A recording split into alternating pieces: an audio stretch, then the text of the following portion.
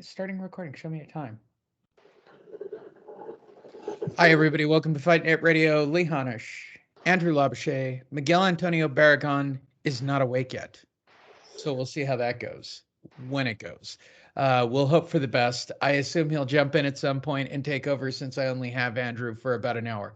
So we'll jump into the stories. As always, visit our social media, visit boxingtonight.io, all of that. Did I write a title for the show already? Yes, I did. Did I do it at 7 o'clock in the morning before I recorded at 8:30? I did. And there's a reason. By and large, I was completely unimpressed with all the boxing on Saturday, and I watched all day, Andrew. I was a gut. So were you, impressively. You were on it at Katie Taylor's stage. You were Yes. in. I'm very impressed with you. Normally, you get time off. I know that the kids were gone, so you had time off to enjoy your day. I don't know if I would have been into the Eddie Herndon card of uh, that was a very, very unique proposition by and large. So we'll get into that shortly. We're going to jump right into the news and kill some of last week, this week, as well as a lot of this week. Jumping right in, I love this story. Wilder's coach says Deontay Wilder is the most dynamic fighter in the history of sports. Andrew, as a father who's got a son coming up through the ranks, No shit. is Junior the most dynamic boxer in the history of the sport? Because apparently you can just say it now. Yeah, I I mean, can't even imagine what the quote is. I didn't even want to look up the quote. It's just the fact. Could you imagine Freddie Roach saying that about? He's never said that about any fighter. He'll say they have skills, they could be champions, they could be fantastic, but I've never heard Freddie flat out the most dynamic fighter in the history of the sport, Andrew. yeah, pay-per-view buys wouldn't say that, right? So you Sure, can, yeah, for you can sure. tell that's just a yes man I was making that. trying to find that story. We talked about this last week, so let's start right there. You were privy to information about the sales, and generally speaking, Showtime and or its High Lord Master Stephen Espinosa and or the Stephen Espinosa calculator revealed that they don't give away pay-per-view numbers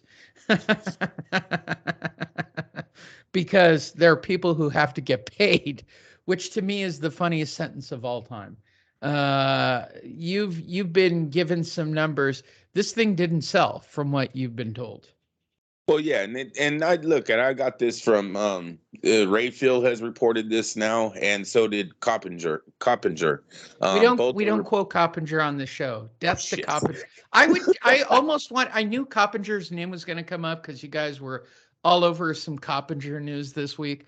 I almost was going to call this "Never Listen to Mike Coppinger." He's literally a stranger giving candy to crackhead boxing fans.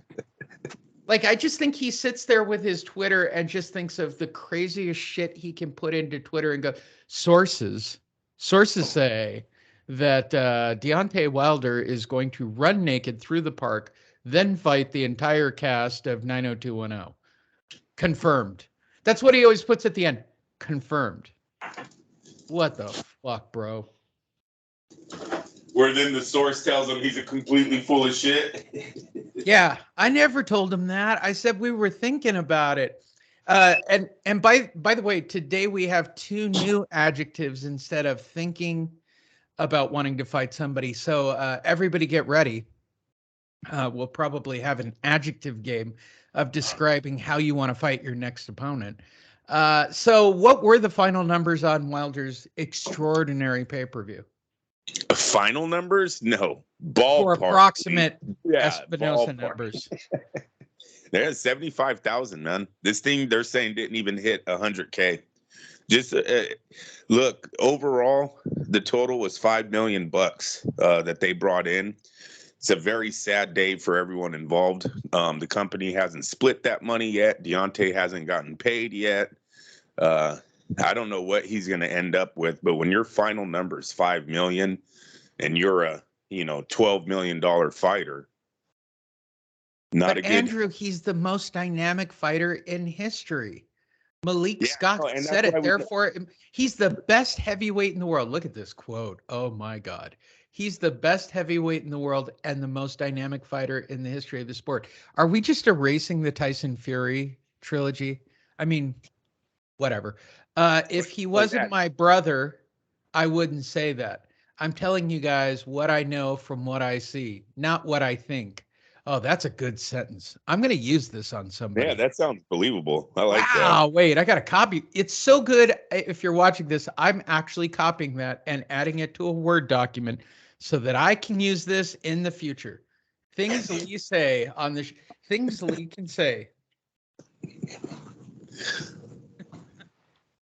That was I'm believable. telling I you guys what I immediately know started from what believing. I see, not what I think. Exclamation mark, bro. That's a stunning line.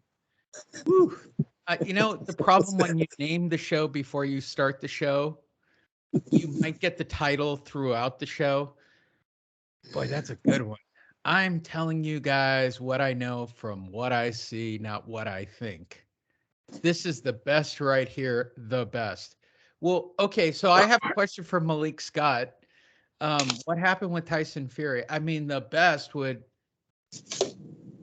Andrew, I was bored on Friday night. I was really bored, so I downloaded the best boxing documentaries of all time. I took out the top four, the Christy Martin one that was on Netflix, which I hadn't seen. I pulled the PBS Muhammad Ali 4-part, 8-hour documentary. I Am Duran, and then the one on Lennox Lewis that I had never seen. And you know what I learned about Lennox Lewis and or Muhammad Ali that was tremendous to me? Huh. When you gave those guys a second chance, they fucked you up. Oh yeah. No. Every time. The one thing my takeaway from Muhammad Ali is don't fight him twice. That's a huge mistake. If you beat him, don't sign the fight again. If you beat Lennox Lewis, don't sign to fight him again. Big mistake. They'll figure that shit out. This dude got 3 shots at Tyson Fury, and I would argue outside of one punch in fight one, he lost he lost 36 rounds. Well, okay, he got the one punch, right? 35. And then in fight 3 he wobbled him, or did he get him down? No, he got him down. He You got him can, down. but So he won. He lost 34 of 36 rounds to one fighter. That the fight doesn't really make the him the most dynamic fighter in the history of sports. no, it doesn't make him that. The fight actually got worse for him as they moved into the trilogy too. It didn't get better. The knockouts got worse. The beatdowns got worse. You know what I'm saying? Like the first fight's a draw. Yes, he got beat up. I thought he lost the fight clearly, but they gave him a draw. And the second fights, he's both stopped. So it got worse for him. No, this is just Malik Scott keeping his check. Like I said, the fans are who shows who's running the sport. And that Deontay Wilder, I was kind of surprised at the buyout. I was expecting more from the PBC fan base. Yes, he was fighting a unknown opponent, but it's Deontay Wilder. It's heavyweight boxing. It's the PBC, who I thought had a loyal fan base. This just is a very eye-opening, I think, to everyone in that stable too, because Deontay was the front runner for PBC as far as making the biggest money, selling the pay-per-views, being on closed circuit. It was all Deontay that was running the show. Um, you know, Maybe that's why Al Heyman's having second thoughts of Crawford and Spence. You fuck around and start putting guarantees down, and then your fans don't return to watch the fight. Now, granted, I think Crawford Spence would do way better than Wilder versus Helenius, but maybe the money's just that there's just so much money involved in the 2 guarantees to the main event that there might not be nothing to make. Al Heyman's scared there's nothing to make on the back end for him. So it's just it's a pretty eye-opening. 75,000. That's small. Lee, when we were talking, It's we're ridiculous. yeah, when we're talking about Crawford, we're over here making fun of him. He was at least breaking 150,000 buys. And that's small. We're talking boxing here. We're talking about a sport that's seen Oscar De La Hoya, Manny Pacquiao, Tyson. These numbers used to be so heavy. HBO viewership, pay-per-view viewership. We were getting millions of views. Now we're sitting here talking about we broke 100,000. We broke 150,000. They didn't make 75. And it's we kept getting told that boxing was dying, and a lot of us, me included, did not believe it. But right now, as I'm watching the landscape of the sport, you're becoming disheartened. You're thinking of never watching boxing again. You're starting to think of boxing like the Raiders. We definitely need an American here soon. We really need a Muhammad Ali. We need a Oscar De La Hoya. We need someone that can take the whole country by storm. You need an Anthony Joshua who's American. He's who's not American. Who's American. You need a version of him, like an Olympian. Oh, yeah. You need, or as Tyson Fury refers to him, the bodybuilder. Yeah, but we need another Evander Holyfield. We need that guy. It's very important that they win, though. You can't just throw someone there for a year or so. We need the 10-year run, where it brings fathers back to bring kids back to the sport to get eyes back. It's you got Terrence Crawford now fighting on another platform. It's another streaming app. We're gonna have to download. We're gonna have to give all of our information to pay him a month just to watch Terrence Crawford's fight against some fucking guy we don't even know. Dude, the casuals aren't buying that. They're not buying it. How these people are thinking that this plan is going to work of putting these fights on different platforms against nobodies and that casuals are going to buy it. Yes, you might get some diehards, Lee, that buy the fight, but is that who really pays the bills? When HBO used to put fights together, were they really like, I hope all the diehards show up? No, there was always targeting the casuals. The guy just flipping through the channels. And I'm going to say this about the old days, right? And I just realized this. As much as I hate Don King, and I hate Don King, I hate what he represents. He's a criminal, a convicted criminal. He's taken money from fighters. You know what? His frickin' fight cards were a mile long. They were stacked to the gill. Azuma Nelson was always fighting somebody. Christy Martin was always fighting someone. You got stacked fight cards. The one thing I got, for those of you who don't know, Andrew and I were talking about this, or did I mention it at the top of the show? I went back and watched these documentaries, and I forgot how deep Don King went to, like, you'd start at 6 o'clock West Coast time or 5 o'clock West Coast time, and these shows were stacked with WBC title fights. Right now, you tune into these badass, and I don't mean in a good way, bad, and then ass, okay, ... and ass. I started watching boxing yesterday at noon, right? I watched the Katie Taylor undercard. It sucked, but I like listening to British boxing guys talk about shitty fights. It is my new kink, Andrew. If you think bad things are said on DAZN or on ESPN, yeah, you guys don't know shit. Go watch a British broadcast. Those guys will rail on bad fights. They will rail on bad fights without batting an eye. They'll throw it back to the studio where Tony Bellew and whatever people they've got there, they'll rail on bad fights. That's what we need to do. But you want to know where they're getting it right is I always see Sky Sports is the only one they're doing their bad advising on. So their fan base, they know where to go to get their boxing. Right now, American sports fans do not know where to go to get the best boxing. Last night, Showtime, ESPN Plus, who else was it? DAZN. All these different channels you had to go to get a full night's, just to get the main events, really. Because you know what? I've said this before, I say it again. The undercard is shit. It's always been shit. Those are showcase fights that now promoters are trying to plug into.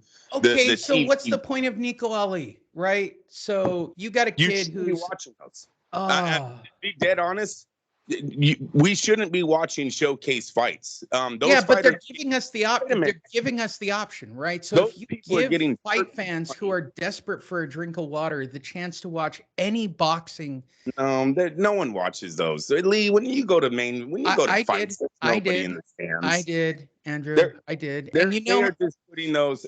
Once again, you're probably a diehard. I'm talking about the I'm not, casuals. I'm not a Okay? diehard. Lee, if you go to a fight 3 hours before the main event, sorry, bro, you're not a casual. You're not. Casuals we don't do, do that. but we do, but No, we they do. don't. Oh, Well, God, I'm not going to argue about this. no, wait, and Listen, wait, I want to cover this. So this is a really good topic, right? casuals So don't even fucking if know. I buy a Bro. UFC ticket, I got to be honest. If I buy a UFC ticket, I'm showing up for the first fight. Who gives a fuck about the UFC? No one, dude. They're I don't think entertaining. talk about the UFC, bro. Look, I swear to at God. the end of the day, is boxing a sport or entertainment? What? Is boxing a sport or entertainment?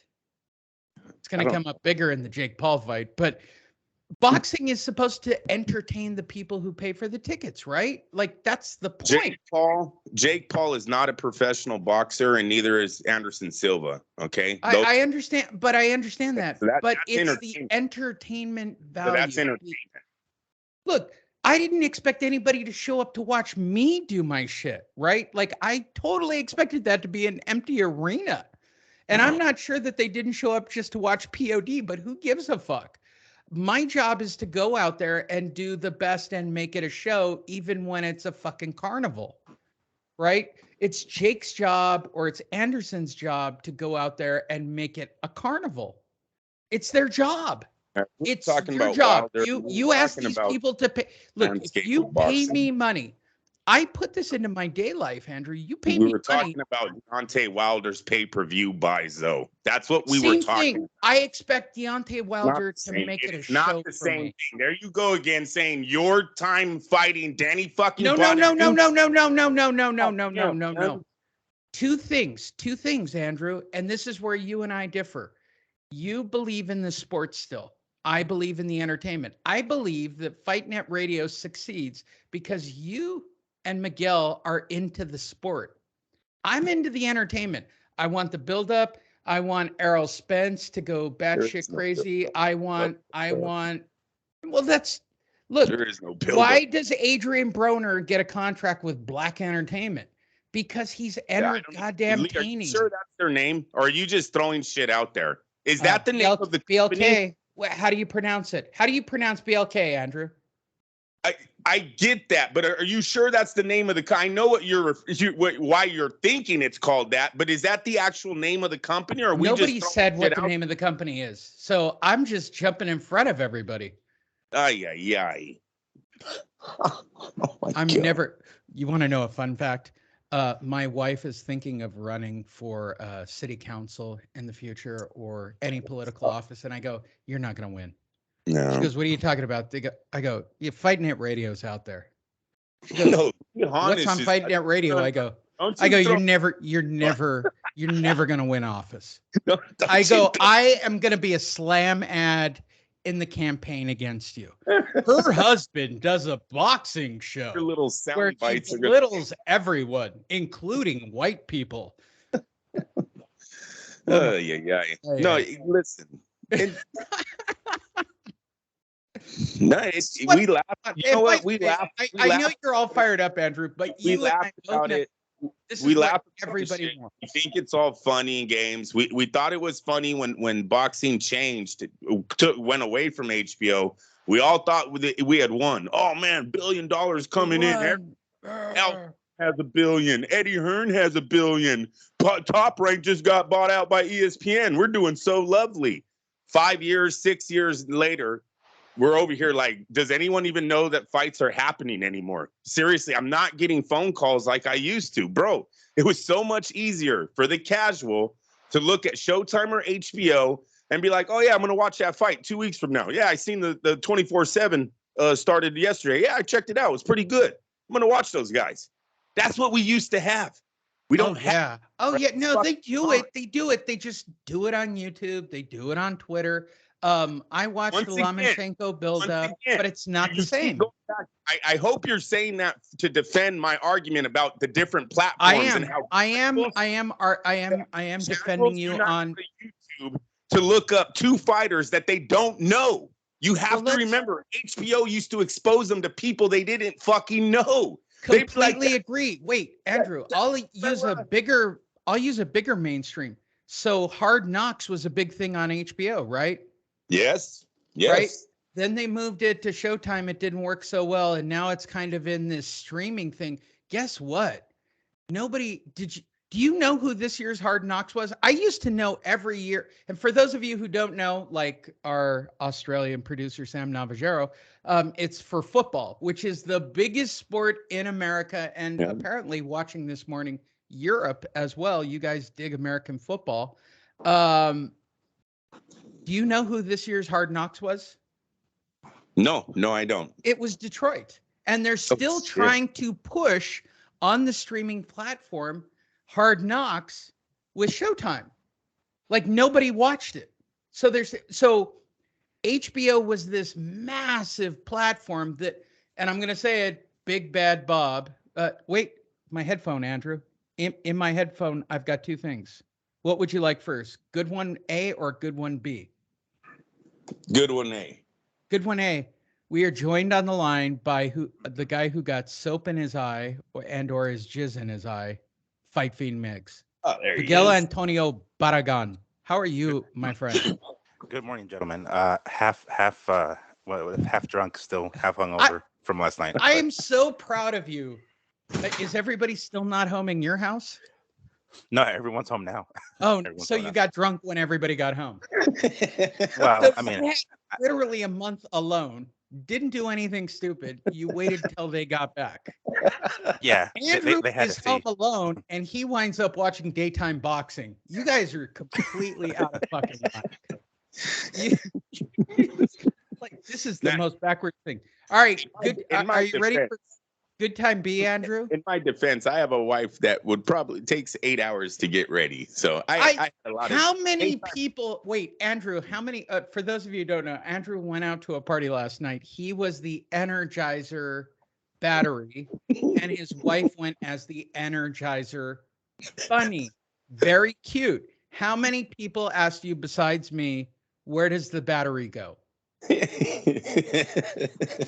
Yes, Lee. Yeah, haha. Very funny. Well, and I'm going to tell you why. Where does the battery normally go on any automated toy? In the You back. know this. You're a dad. Is it the back? In the backside. Okay, there you go. That's just as good as whatever I was going to say. And since the kids were gone, did we get backside, Andrew? Oh, of course. Yay. See, Miguel, it's not so bad to get married. You can wait every 6 years for dressing up like fools, drinking. There's towels on my living room floor right now, Miguel. Oh, I'm taking notes. I'm taking notes. Thank you, guys. Oh, I hope you guys are enjoying today's Fight Net Radio. It's completely out of control for the last couple of weeks. I feel like we should jump into the fights because Andrew's only good till 9:45 because he carried the workload for I got sperm in my eye, Miguel. Jeez. I know you didn't listen. You don't listen to the show, unlike Andrew, who on a long drive will re-listen to the show like a lunatic. I can't even imagine what we must sound like in a cohesive rebroadcast. I've never, you know what, Andrew? I've never re-listened to a show completely. Ever. I mean, I'll do editing, but I won't ever listen to a complete show. That's you listen every week, don't you, Andrew? You're a downloader. I got a long drive. I gotta say, you still piss me off on the same spots. It's my point of doing it. I don't know why you're like the only one who doesn't get the joke of me trying to piss you off every show. Like, and you know it's coming. And for the fans, this is a note to our producer Sam Navajero because I do so many meta jokes. And for those of you who don't know what a meta joke is, it's a joke within a joke about another joke that I may have done 6 years ago. I keep waiting for Andrew to I've been doing this to Andrew so long that I recorded an apology where he melted down on a show one day where he actually came to his senses in the middle of it and had a moment of complete clarity and went, "You're recording me, aren't you?" I go, "Yeah, Andrew, of course I am." And it's part of the show. I love Andrew like a The brother. fights. Like, We're getting to the fight. now we're all caught up. So what we're gonna do, because Andrew has to, it's time for McGill to step up, one eye and all. We'll call him one eye Willie. When I when I Migs. I don't know what else to call you. It's so funny. Well, because you don't listen to the show. I said you shot out your eye with your own shit. And it was hilarious. And I'm sure you saw it from the Sam Navajero comments. And for those of you who don't know, Sam Navajero, I'm getting better, Andrew, of explaining the jokes for people who are jumping in. We actually started on a great story, gave Andrew an opportunity to tell me how much of a douchebag I am for enjoying fighting for just, let's cover this. We can do this for another 5 minutes. I believe, and I am not comparing myself to Jake Paul or anyone. When people pay money to see you, your job is to entertain them. And I would argue that the reason Fight Net Radio has its fan base is that it's got 3 distinct voices. 2 of you are very big fight fans who believe in the sport. And one of us, me, believes that you should entertain my ass from 2 o'clock until 11 o'clock because that's what I paid you for, asshole. And I don't care if it's an undercard with Nico Ali pretending to be black, fighting the whitest white guy in the history of white guys. Could you have? He should have been named Chad. Okay, I know his name was Billy Wagner, but when I saw his name, I go, please tell me his name is Chad Wagner. Please tell me, please, please, please. I was so disappointed to find out his name was Billy. They had to go to like a Nordic location to go find a white guy to make him look blacker. I get the entertainment of it. I want to be entertained. And Andrew got mad at me. He goes, you compare yourself. No, Andrew, I'm going to tell you the truth. I'm bitter at Jake Paul. I'm bitter at Logan Paul because I was doing their act a decade before they even could twitch their they were children, Andrew, when I was doing the same shit they were doing. And I got to admit, I'm bitter. I hear you. All right. Well, that's all. I mean, my cage fight was legit and whatever the case. Miguel, Yes. you seem to be the fence sitter in our group. Would you call Saturday workmanlike or a complete success for boxing as a sport? Man. Well, Jesus. I might have to go with the quote unquote workman like because that's pretty much what the main events of most of Saturday's main events felt like. All right, hold on. I'm going to qualify this. Okay. Andrew said that the Loma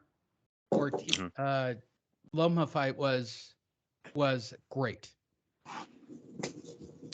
I wouldn't go as far as to say it was great. It was Andrew, you're losing. It wasn't. I mean, it wasn't great. It was pretty entertaining. I'm not gonna say it wasn't. That's the one that was basically before I went out and partied. That was the one that got the most of the attention in the household. Me and my pops were like, "Oh shit, that where was did good." you go? Yeah. Where did you go? You're in North. Wait, hold on. Don't throw that out. You left the house. I left the house as well. Yes. God damn. Yes, I was attached to the TV watching Loma for a second. Once that fight ended, I was like, "All right, I'm out of here." But it was more competitive, that at least the very beginning that we probably thought it was going to be. So that's kind of like we might have had already low expectations to begin with. We figured it was going to be a Loma victory, but then when we saw the spirited effort of Ortiz, we're like, "Oh shit, okay, we a little bit of a live underdog here." So that's what kind of made it better. But because our expectations were relatively low to begin with, I would say. So I wouldn't go as far as to call it great, but it definitely was better than we thought it was going to be. I was going to invite you over for pizza. Apparently, you had better plans. I think we should go out Monday to downtown. I'm just saying it out loud. Let's do one story, and then we're going to do, because we're going to lose Andrew, who's got to go get the Energizer Bunny. And I'm guessing get the kids, Andrew, back to normal life. Yeah. Raiders start at 10. I gotta be over, get the kids. I completely understand. All right, so I want to do one story that Andrew railed on me. I'm trying to see it in my headlines. There it is. Miguel, Mhm. pronounce that Yeah. name No, of that it's not boxing company. pronounced. No, that's the one story I'm doing, Andrew. It's not pronounced. It's BLK. Yes, it's BLK because they're capitalized. It's But not how a do word. you? So I've got to say BLK instead of black. Yeah. Now, We are literally one letter away from. well, in Lee's defense, for all we know, the B actually stands for black. We don't know what it stands for. Black, BLK. Lichen, King. And Miguel, that's Prime. all I asked him. I said, "Do you know that this is the name of the company, or are you just throwing shit out there?" All right, just throwing all shit right, out there. all right. Hold on. To the defense, I present my next piece of evidence. Who are the two fighters they've signed? Yeah. That has nothing to do with the title, Lee. What? They could have called it Afro Prime Boxing. I would have been okay with that. African American Prime Boxing. I would have said that. You went BLK. This is like Al Heyman shit. Mm-hmm. Do we not know what that stands for? Are we still? No, they don't talk about it at all. It could be their initials. It could be anything. But I'm tell a racist black legend something. Miguel, I'm sure you watch YouTube like me. My wife is thinking about running for politics. How quick are they going to run attack ads on my wife based on me? Here in Nevada. It's going to be the biggest smear campaign ever. I'm sure. I'm sure. Like just married to Lee Hanish and one of those like scary ass commercials. Married to a guy who says black, but of African American. They're Americans. Everyone is an American. Everybody take a breath. If you've got a, just God, this country is so far out of whack. All right, so let's talk about BLK for the sake of Andrew.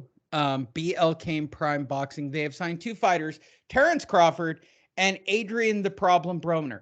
So, all right, so here is exactly my argument from the top of the show before we jump into last week's fights, because I lose Andrew. And Miguel, you're stuck doing news stories. I don't know if it's stuck.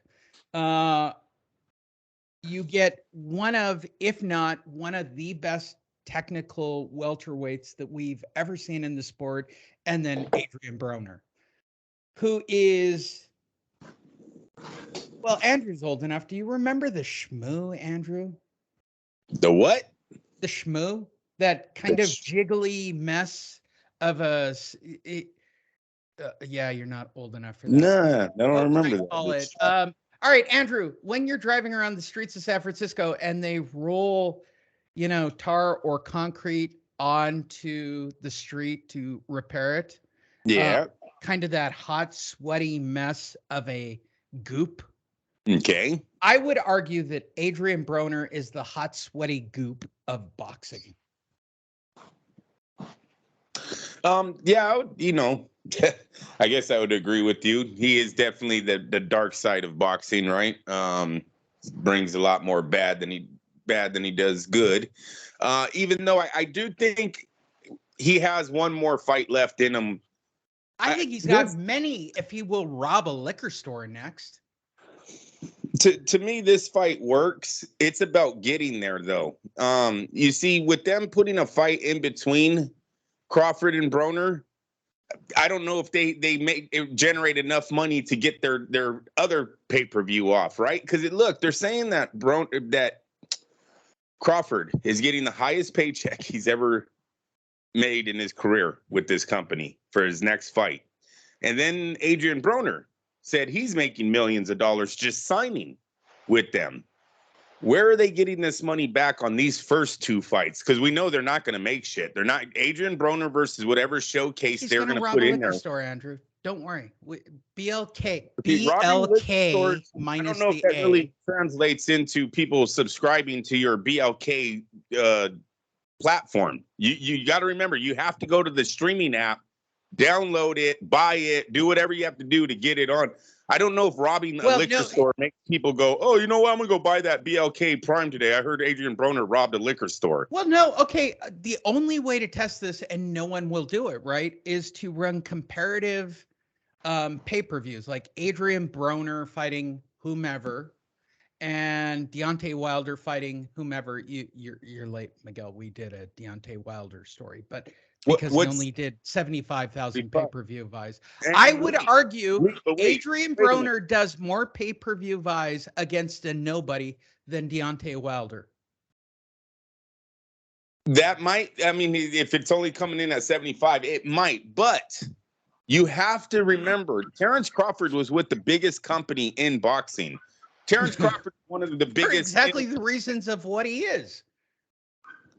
He didn't become shit with Top Rank. Yes, he was the best fighter in the world, but I'm talking marketing wise. So if the company that made 1 million fucking superstars in this sport can't do shit with you, how am I supposed to believe you going over to some new guy that's called BLK Prime on a new platform, have to subscribe to, have to purchase a pay-per-view through? How do we know that they're going to make a fucking dime off of you if Bob Arum couldn't make any money off you and he's legit? All right, Andrew, here's this is my point to this show, because we're going to talk about Jake Paul. We're going to jump into the fights right here. There are two sides to this story. And Sam Navajero, I hope to God you're getting the meta within the meta of this joke. There is entertainment. There are people who entertain us. Look, even the Spence Crawford thing entertains me, that both of these guys are being dildos. And they're being legit dildos. If this was about the sport, Andrew, I know this from watching these documentaries on Friday and Saturday. These guys made the fights. They made the fights every time. We're in a day and age where we don't make the fights. If you believe the report is that Crawford signed a no guarantee deal. You can't fucking get more bent over in negotiations than a no guarantee deal. Okay, so in my eyes, this is Al Heyman and this is Spence that did not want this fight.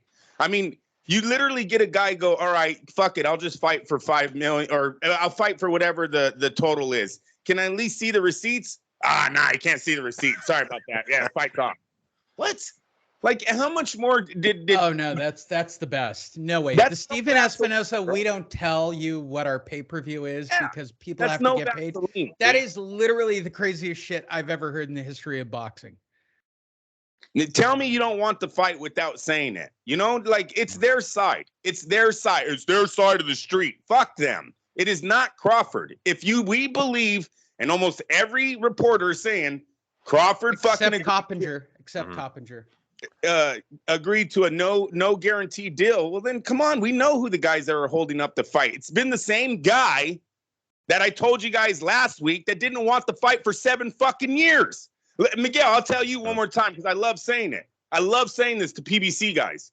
Terrence Crawford beats Jeff Horn. He's already the best fighter in the world. Jeff Horn didn't make him pound for pound. The motherfucker went to the welterweights pound for pound, and you ignored him for 7 years. Fuck him. It's you. It's not Terrence Crawford. It's you. You are the one that was supposed to step up, and I'm talking Spence. He was the one that was supposed to step up and get that legacy and claim that belt. Get that belt strap season. Fucking punk shit. That's all they've ever been is punk shit. They wanted the easiest fights, make $1 million, go home and buy a fucking cow or a fucking tractor for his farm. I don't know what he's doing out there.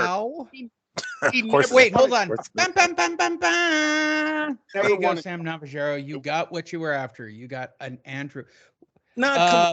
Wait, let's give Miguel a quick second because I got to cover the fights. I lose you in 25 minutes. Miguel. What if, let's go conspiracy, because this would be a great tweet. Coppinger reports through confirmed sources, BLK is really MTK. Would that not be best? And Broner is fighting for what exactly? He doesn't need a green card. No. I mean, really, the argument is this, and today's show seems to have a theme. Mhm. Are we here to be entertained like some Roman gladiator sport, or are we into the sport? I mean, what I learned from watching all the top boxing documentaries this past weekend, because I'm married and I have no life and I just live in Vegas over by Wayne Newton, and it's boring over here. We have a Tommy's. I can say that. We have a Tommy's. Um, are we to be entertained, or is it about the sport? Well, I mean, I don't And think that's it's an what and that's what this BLK signing is. You've literally got Adrian Broner, who's just straight up a car crash of entertainment. Mhm. And then you've got, I would argue, Terrence Crawford, arguably one of the best welterweights in history. Mhm. I mean, I don't think it's an either or thing. I think it has to be both, because I mean, people tune in for a reason, right? Because there's entertainment to be, to be absorbed out of fights. But that doesn't mean that, in the name of entertainment, that the integrity of the sport goes out the window.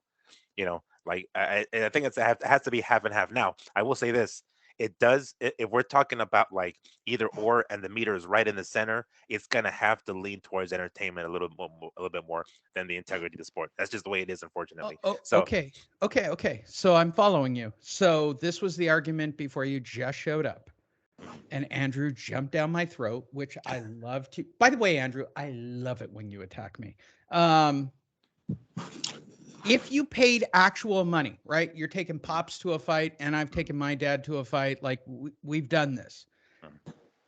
Are you showing up for the first fight on a UFC card or on a boxing Man, card? stop bringing up UFC, bro. I'm just telling you the truth. I'm more entertained. No, the UFC is the UFC is nothing but a slave organization that makes those men fight to get a fucking piece of food in their mouth. I don't give a fuck about guys that make $10,000 to risk their lives. I don't care about that.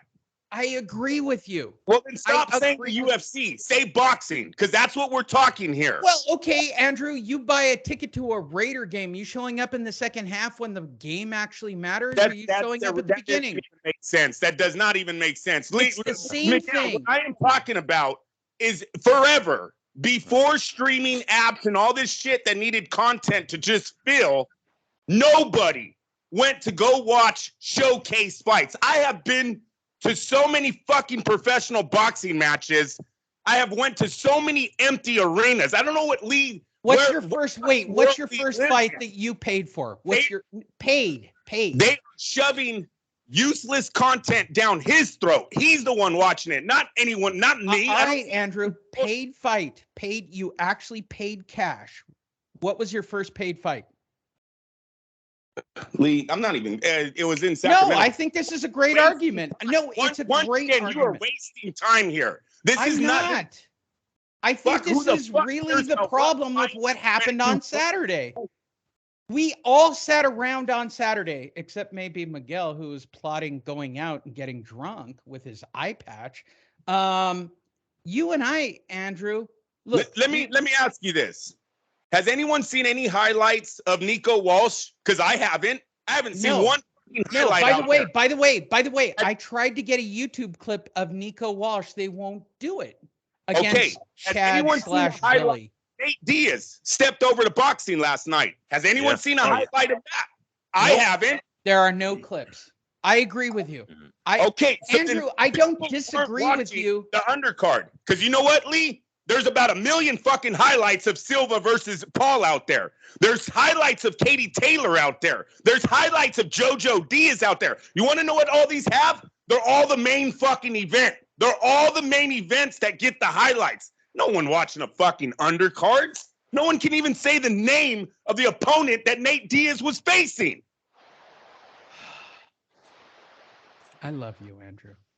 Nah, you come on this bullshit. I love you. Bullshit, man. No, always know that I love you, but I will always disagree with you. Did he just leave? That would have been the best. That sounded like a Pink Floyd album where he just walked out of the room. That is me getting a little warm. I need to step outside. It's colder outside. Somewhere, Sam Navajero is jacking off so hard right now. He's spraying the walls. Andrew, I've been doing this with you since 2006, for God's sakes. How do you not see how I've constructed FightNet Radio in its latest version? You and Miguel are fight fans. All right, so I'm going to go real meta, and then we're going to cover the fights because Andrew has to go. Andrew is the most passionate fight fan who believes in the sport. If you don't know that about him, there is nobody who believes in the sport greater than him. Miguel will play both sides of the fence. He sees both sides, and that's where he stands. And then there's me. I only give a fuck about the entertainment. If you're gonna make me pay money or go to the show or do, look, I wanted to go see David Blaine last night in Vegas. If I went there and that motherfucker didn't entertain me or was doing card tricks while I sat in the balcony, I'd have been pissed off. I would have. How do you want me to see your goddamn cards, asshole? I'm 500 feet away. My point is FightNet Radio is the great. By the way, I'm submitting us to win a broadcasting award. I just wanted to let both of you know I'm submitting us. Oh, and I would shit. tell all of you, I'm going to submit this to everyone who listens to the show. Vote us the best boxing show. Don't get me wrong. The boxing show, all those shows who get great studios down on the strip and do everything they do. Everyone on this show gets space. You know everyone's opinion. You see 3 different sides of boxing. This is literally the most perfected crew of people who are in and around the sport. There you go. It's a great show, Andrew. We're way entertaining. Let's jump in. Taylor versus Carbajal, Andrew. Did you watch it? I was completely bored with Katie Taylor. Hot. She's hot. And then they put that. Who was it? Who was the girl at the break, Miguel? That they had. Harper. I almost want to go back through our notes from yesterday because we typed so much. Harper, was it Terry Harper? Terry Harper. Oh my God, was she not freaking? Oh, dude, that. And that by is the good. way, who wouldn't want to be a sandwich between these two? I agree. Specifically Harper. Harper's a little bit more on the feminine side than Harper. Taylor. All right, how about Harper? Katie Taylor sandwich. Okay, I'm down with Eddie that. Hearn You're down with that? I'm down Well, with that, yeah. you're Energizer Bunny. You got backside. Big No, for you, Eddie bud. Hearn already had that sandwich though. That's used. All right. So Katie Taylor, who has now climbed every mountain, broke every bridge, and now women's boxing because, and I'm going to argue this. Katie Taylor, wait, let me rewind because I watched the special. The coal miner's daughter, Layla Ali, Katie Taylor, Clarissa Shields. Women's boxing is close to getting paid real money, Andrew. They're really close to making real paydays. Yeah, she's close to making real paydays. She's close to losing any fight she's in too. That's what I see in Katie Taylor. If I was her and Eddie Hearn, I would try my best to get that Amanda Serrano fight back in play. Try to make the most money they can because I'm never really impressed with Katie Taylor. I know she's undefeated. She looks like she's in danger all the time, right? Every That's single kind of round. the vibe I get. I get this vibe that, it's going to be close. I'm worried. Yes, she's very popular. Again, she packed a stadium out there. They love Katie Taylor. Her fans definitely love her, and that's why if I'm Eddie Hearn, I'm looking to maximize her payouts from here until the end of whenever she ends. She just gets in way too many barn burners of fights. Again, last night it wasn't with Carbajal. Carbajal was outclassed.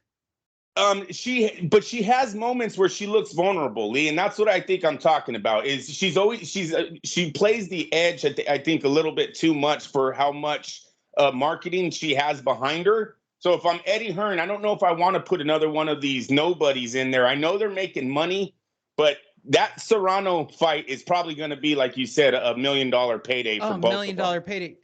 But for the record, because I just watched it, does anybody know that Christy Martin made more than all these women still because of Don King? Can you believe that? Christy Martin is way more successful than all these women.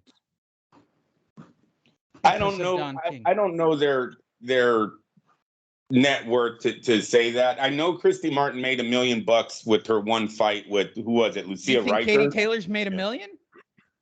Man, she packs the Well, house. not She in one fight. Ooh, I mean, not wait, in one that not fight. in, that searches. I'm Wait, sure she's reached it at this point, but not in one fight. No, I mean that MSG fight with Serrano, I'm sure they made some serious bank there.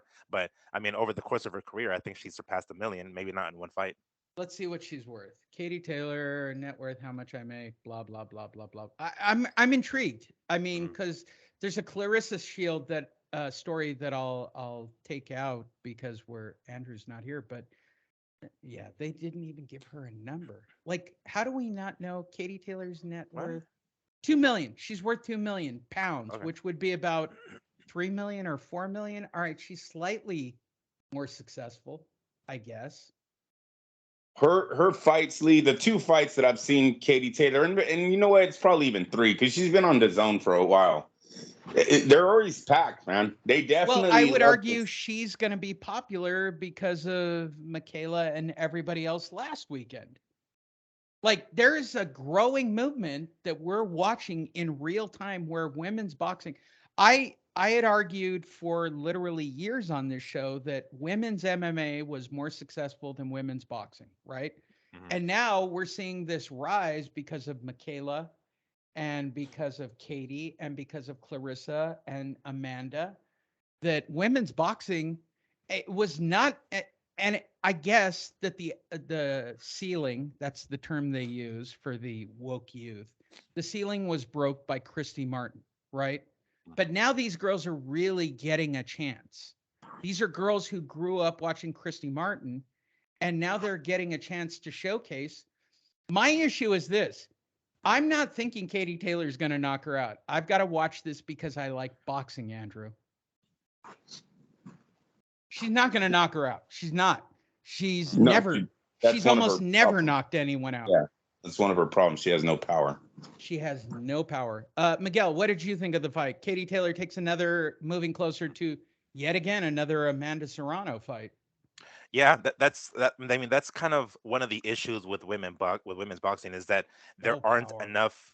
there aren't enough women actually boxing. Like there are, but not good enough because like every so often you'll get like one good boxer and she's like two weight classes away from the next good boxer, and they kind of have to meet in the middle to make that kind of fight because you're gonna need your opponent. People like there's a what's the word, them by themselves, just one chick like completely clearing out a weight class doesn't bring in the cash. They have to fight another girl who's doing the same thing in her weight class, and rarely are they in the same weight class. So that's kind of the problem with that I see, is just there aren't enough stars really.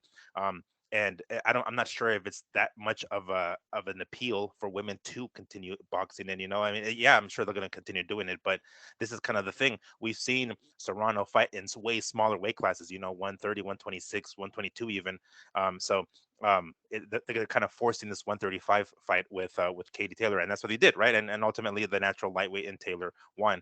But in regards to this fight here, I like the fact that Carbajal was moving forward. She was like basically pushing. I mean, I don't know if I want to say pushing Taylor back, because it was almost as if Taylor was just conceding and letting her come forward, and she was the one that was moving back on her own. But yeah, and then something about Taylor, I always like to advocate for like having 3-minute rounds and 10-round fights, They and should go 12 three rounds fight. minutes. I don't But know why. but here's the I thing. don't. When I And see this isn't Taylor, me being woke. I think they should go three yeah, minutes. they I'd might as like to well. I mean, see these girls. They've yeah. got better cardio than the men. Let them go 3 minutes. And then but like one thing that I see specifically with Taylor, it almost looks like Taylor can't do it. Everyone else, it looks like Michaela can do it, like Clarissa could do it, but for some reason, I think one of the reasons she seems vulnerable, Taylor, I'm saying, is that it looks like she runs out of gas. Like, I don't know what the fuck her issue is. Like, she seems like later on in the fight she seems to slow down quite a bit, and that's when the fight becomes a little bit more competitive. Because she's really good at jumping in and out and throwing combos. It's a very Olympic type of style, right? It's like score, then step out, which she does really great. But it just seems as though she particularly tends to run out of gas, which makes the fight more entertaining. She puts herself in a more vulnerable position where she just kind of runs out of gas. I don't know if it's just a her thing or what the hell, but I mean, yeah, it was. If you want to, you go back to the Workman like performance This or was work. Workman. Yeah, This it was. was her going to work. And don't get me wrong. And again, the biggest issue I have with Katie Taylor or any of the women, Again, watch the head. Why aren't these fucking people moving their goddamn heads? Like, what is it with people not moving their heads? Hmm. Jesus. I mean, they all come down the straight line. It's like they almost don't teach women to move their heads around. Sorry, Sam, I was talking real boxing. Let's move forward to the next one because it'll make Andrew just batshit crazy. Anderson Silva throws a fight to Jake Paul. Andrew, go ahead. Go on your fantastic rant that we were covering before the show. Because if you don't know, before the fight, if Jake Paul wins, Anderson Silva becomes the CEO of his company. And if Jake Paul loses, Anderson Silva gets to fight him in a kickboxing case or whatever. Vice versa, yeah, whatever it Yeah, was. thank Those you. were the two Thank you. best. Thank you. And Anderson Silva literally went out and pulled the fight. Like he didn't even throw, like he could have beaten I watched this closely, like a mental patient. And I would safely say that he had Jake Paul hurt. There were rounds he took off where he jumped in when he thought this is a round we're taking off and we're milking it for the fans. And Jake Paul pulled just a douchebag move and would crack on Anderson Silva, who would jump in. I think the Anderson Silva knockdown was legit. I don't think he expected that, which pissed him off. So I'll start with you, Miguel, this time. What did you see? Did Anderson Silva take it easy on Jake Paul? Wow, that was leading. All right. Yeah. What did you see when you watched the There fight? you go, Steve. I personally think there was a discussion before this fight. Definitely. I mean, just listening to the scorecards at the end, there was a discussion. That was really like the main thing. Yes, it was obvious. Like, keep in mind that these guys are a little bit more closer in like size and weight than Paul has selected in previous fights, particularly size here, like height and whatnot. So yes, it was obvious. And from the jump, like once we saw this, once it was first announced, we all know because of his age, Anderson Silva's chin is not what it used to be. So we figured, okay, he's gonna get hit. The chin is probably gonna end bad because Paul is gonna come in swinging for the fucking fences, and he might connect. And Silva's chin is not what it used to be, and he's shot basically. Like physically, he's shot. He can't take a punch any longer. So that's kind of what I was thinking. But he was doing a great job of moving around. I'm talking about Silva here, and he does that. He's done that in the MMA cage, so he does very very well of moving. Every so often he drops his hands and he kind of get a Did little you worried, see him right? get pissed and jump on Jake Paul like he was a steak? No, no, no. I mean, that's just I'm like, it didn't look like he was ever really like. Besides the drop, it wasn't like he was ever really in danger. But by that same token, it didn't look like he was really going balls to the wall either. It just looked like he was. It was, it was entertainment, of course, right? And they were very pleasant with one another prior to this. It wasn't like they were in each other's, like at each other's throats the way Paul was with some of his previous fights. Was it Workman? It was entertainment, Lee. It It was was entertainment. entertainment. And That's pretty much Andrew what it gets mad was. at me when I get bitter about me not making money with Danny. I go, we just didn't have this. Like this was not a thing on the radar in 2007. Mm. I'm bitter. Well, we can talk about Dr. Mike later. Andrew, give me your quick feeling so I can get the last two fights before you have to go. Quick feeling. There's really listen. The guy accepted a position at a job without even knowing what he would get paid or where he would be working. That's how you know the fight was a fix. He said, "Do you want to be the CEO of the company?" "Oh yeah, I'll be it." Gets up, shakes his hand. What? Well, what are you going to make? Where are you going to live? Where's your company work out of? Did you guys already know all this before you guys went on the podium and said it? Of course they did. So it's a fixed fight. It's a fixed fucking fight. I talk about it all the time. When you do a fight like this, of course Silva gets away with fixing a fight. Where's his honor?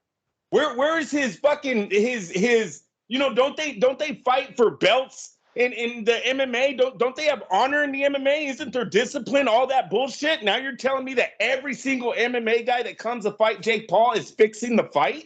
It's a fucking joke. That is a joke. Listen, I don't know who buys into this stuff, but it should end. If everybody knows that they're watching something entertainment, that's entertainment to know that you're watching something that's phony. That's what you want to spend your hard-earned money on? Oh, watch this. He's not going to try to hurt him at all. This is going to be so cool.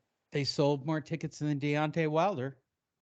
They might have. We don't know that. Remember, one of his fights has already been canceled, Lee. Remember that. One of his fights has already been canceled. So we don't know what they did on sales. But no, the UFC needs to get their shit together. Seriously, they have a fucking YouTube kid that is embarrassing this sport, and I give a fuck that they can't take him to the ground. Fuck that.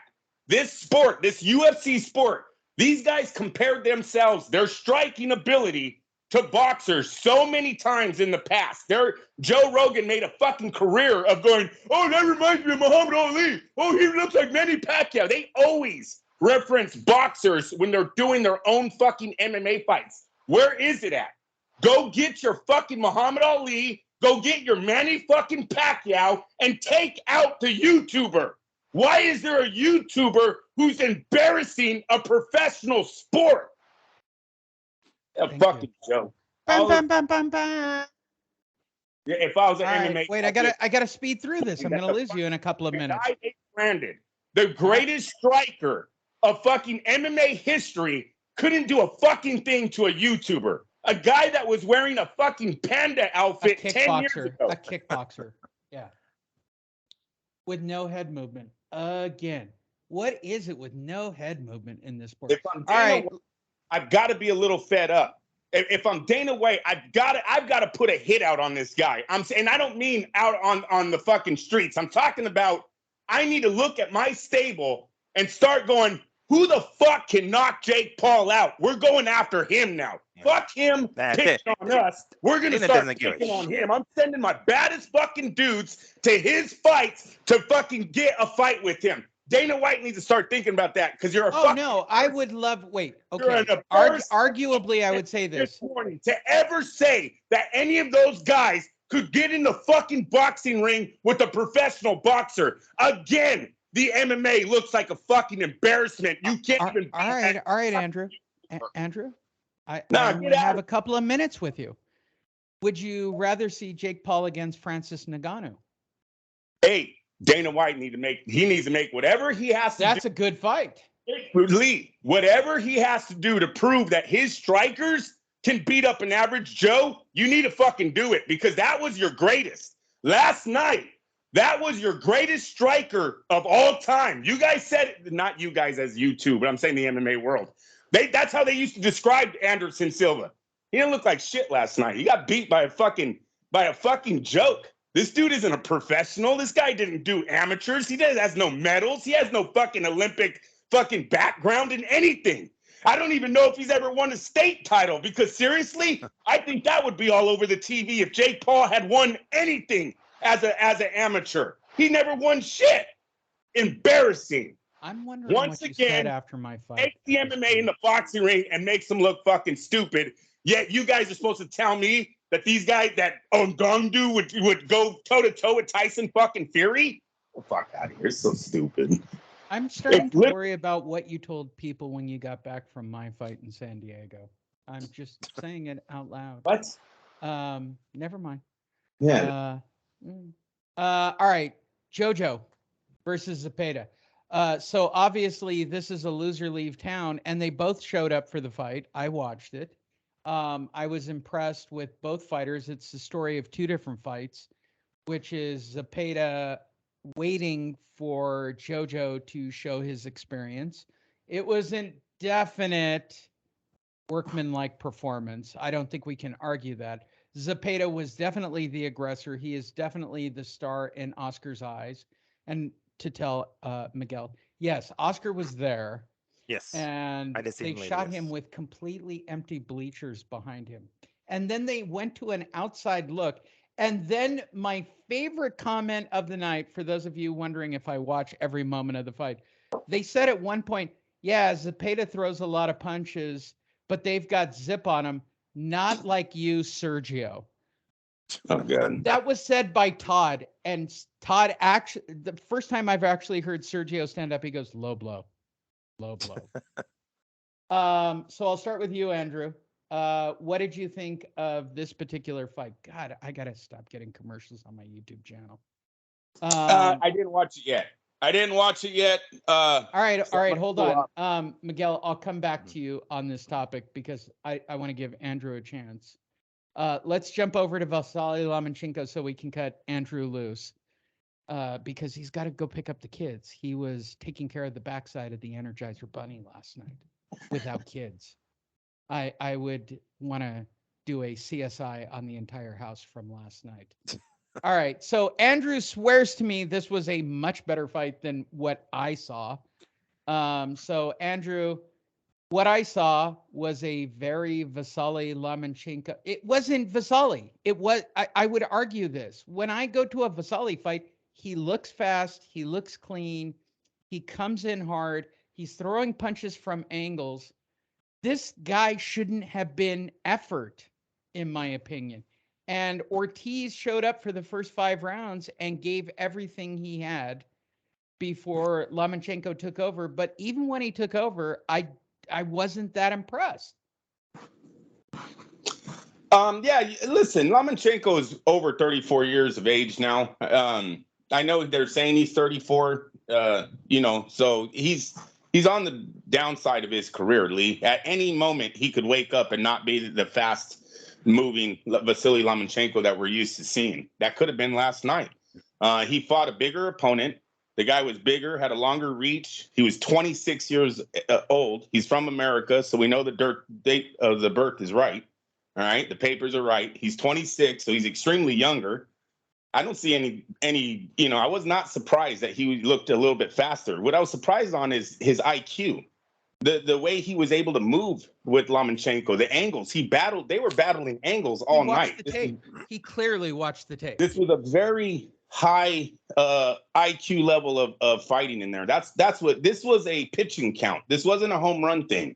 And in baseball, there's a lot of fans. There's some fans that even count the pitches to like they're in the rotation trying to think of what the pitcher would do. That's what this fight was. That's what we were watching here. We weren't watching a home run derby. But is it entertaining? Now, at the end, the kid did tire out. But what heart that he showed to stay up, 4 rounds, taking punches from the guy who was on the pound for pound ranking less than a year and a half ago. This kid is a nobody. Nobody knows him. He's in there taking some major heat from Lomachenko and never gives up. No, he's a star. Listen, Ortiz will be back. Did you guys hear that crowd? They were cheering for Ortiz's name at the end. Now it was mixed with Loma because Loma fans were definitely snapping back as soon as they would start the chant, but it was there. 16-0. They said he's from, I think, Puerto Rico. Comes in. And he created a fan base there on the East Coast. No, he's dead. I think I'm going to tell you like this. Bob Arum might have seen this. If Bob Arum knew this was going to happen, I don't know if he puts Ortiz in there with Lomachenko. I told you not to sleep on him. I told you not to sleep on Ortiz. Hey, listen, I'm totally on board with Timothy Bradley. If they would have given this young man one 12-round fight that made, we all know those opponents that will take you 12 rounds. It's basically you'll look at an opponent, you'll go, hey, if he beats this guy, he's ready. That's what the going into the fight is. If he beats this guy, Ortiz never had that moment. He never had that. He went into the deepest waters on his first try. I thought he looked extremely good. He didn't drown. He swam right through that bitch. He will be back. And I think there is another potential big time fight for Ortiz at the lightweight division. I'm not sleeping on him anymore at all. With that said, check out Andrew at our Facebook page. Check him out at boxingtonight.io. He is a guy who has to go pick up literally a herd of kids. And as a note, tell Chris, I'm the one who got you out as close to on time as possible, Andrew. Oh, and he's gone. There you go. I did it on purpose. I don't want to get him bad with his wife. I mean, he got Energizer Bunny action last night. I mean, yes, good for him. All right, yes, we must let's rewind to get your feedback, right? Which is, let's talk about this. Dude, this was dull as fuck.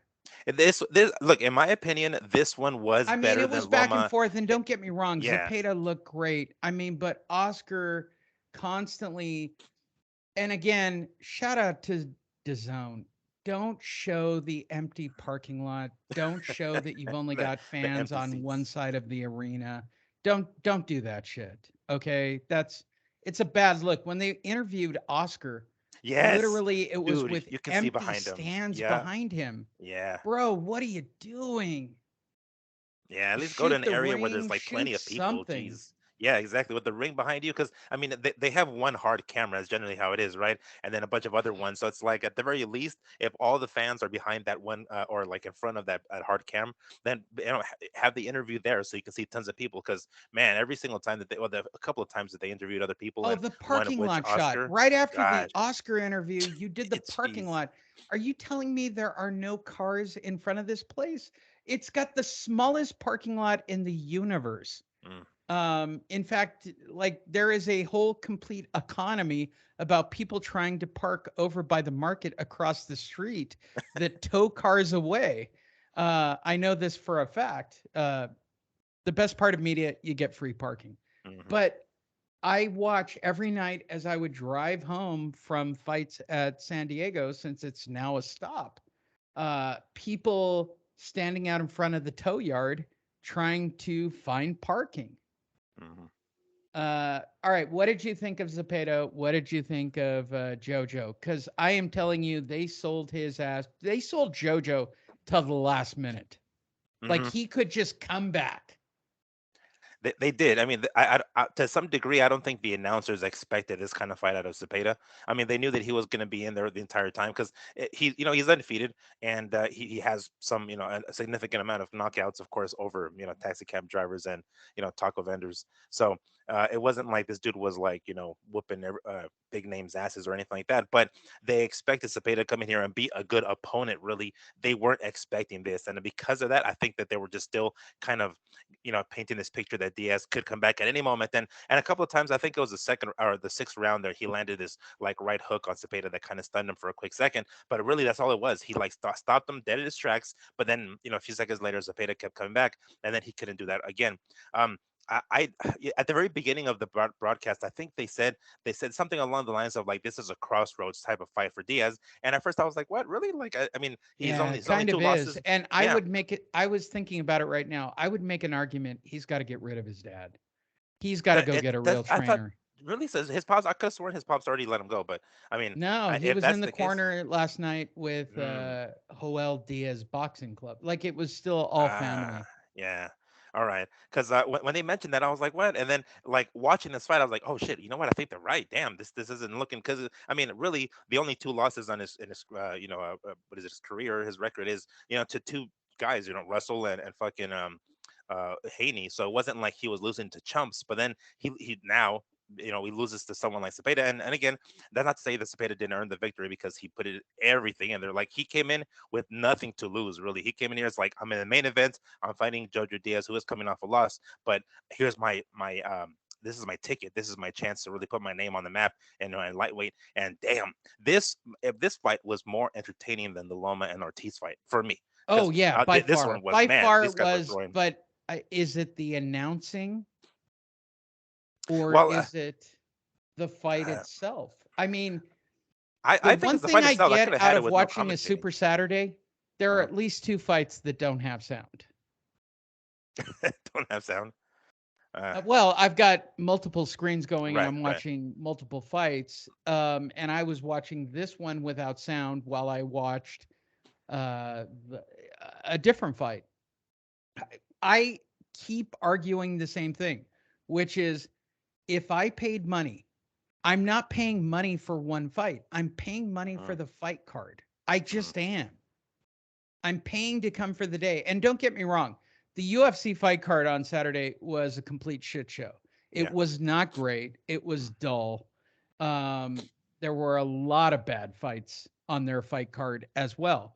Consistently, though, they're more entertaining by far. You're more likely to yeah. show up at the T-Mobile all day for a UFC card than you are for an Oscar card Mm. or an Eddie Well, Hearn card. yeah, I mean, that's kind of a given because I mean, let's keep in mind that the days back of what is it, the old days of fucking Don King cards is because he fucking paid his he screwed his fighters out of pay. Yeah, That's why you got but him on they the were card, right? stacked. That's That's pretty, what we were but they were, talking yeah, about. yeah, They yeah, were yeah. stacked.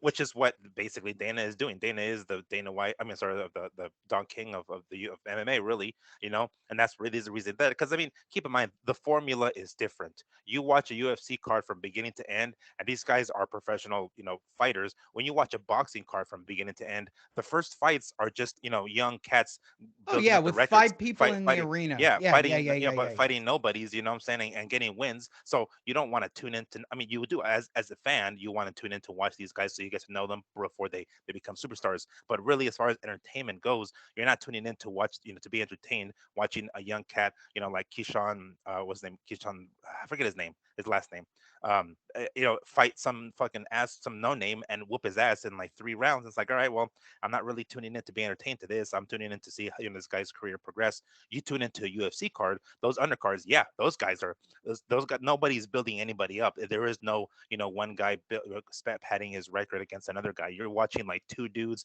whooping each other's asses. So yeah, you're gonna get way more out of a UFC card, of course. You know what? I am waiting for the first person to pull a Brock Lesnar on one of these pay-per-view cards, which is if I can't be last, I'm going to be first cuz I want to go home.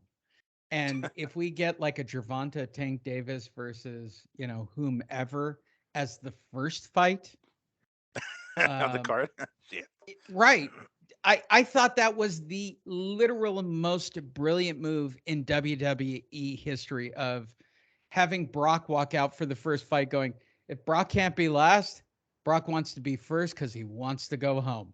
Mm. Uh, I think that if they actually pulled the very radical move of not disclosing to everyone on pay per view that your main event is the first fight or the co main event, which is high caliber, is the first fight, Mm. ooh, woo, you'll get people to show up right at 6 o'clock. Yeah, as soon as the doors open. uh, Uh, all right. So that takes us to Vasali. Andrew argued with me that this was a non-workmanlike fight and a great fight. My argument is Vasali keeps getting older and older and doesn't look mhm. like the Vasali I've seen, who looks fast and dangerous, throwing punches from millions of angles. He just looks like a guy who's running out of time. Well, I mean, he does look like the same Vitelli. Is like as far as skills and the actual, uh, what is it? Like I guess his style, but yes, the speed obviously is there. And one of the and we mentioned this countless times as fighters get older, the thing that they lose the last is their power, right? But one of the first things that they end up losing is their reflexes and their legs. At Vasali some hasn't point, knocked out as anyone for a no, long no, yeah, time. yeah. Well, I mean, I think what was it? I think he dropped. That's as close as he got recently. I think he dropped. Um, who the hell was it? I can't think of his name. But anyway, um, so yeah, I mean, it looks as though he is slowing down, which obviously at his age, but is he still fast enough to be able to that should be the question. Is he still fast enough to be able to compete with the top dudes? And I think he does. He still is. Like, yes, he is slowing down. That's going to Devin make him more Haney's gonna vulnerable. clean his goddamn clock. See, I don't know. I'm not sure. I mean, Devin Haney's gonna put it. He's gonna test them. He's gonna test them a lot harder than fucking than what's his name the Telfimo did. But is he gonna beat him? That I don't know. That's because that's my kind of like my point. Lomachenko is slowing down, but he still has enough spring in those legs to be able to move around enough to be able to put on a hell of a performance against Haney. I don't think it's going to be an easy fight for Haney at all. This is the fight that we wanted to see. So I mean, maybe the time away from the ring has affected him a little bit, Lomachenko, because it was I think was it 10 months or something like that he was Yeah. out. So if we make the fight a little bit sooner, like let's say I don't know, maybe February, March or something like that, right? That seems a little bit more reasonable.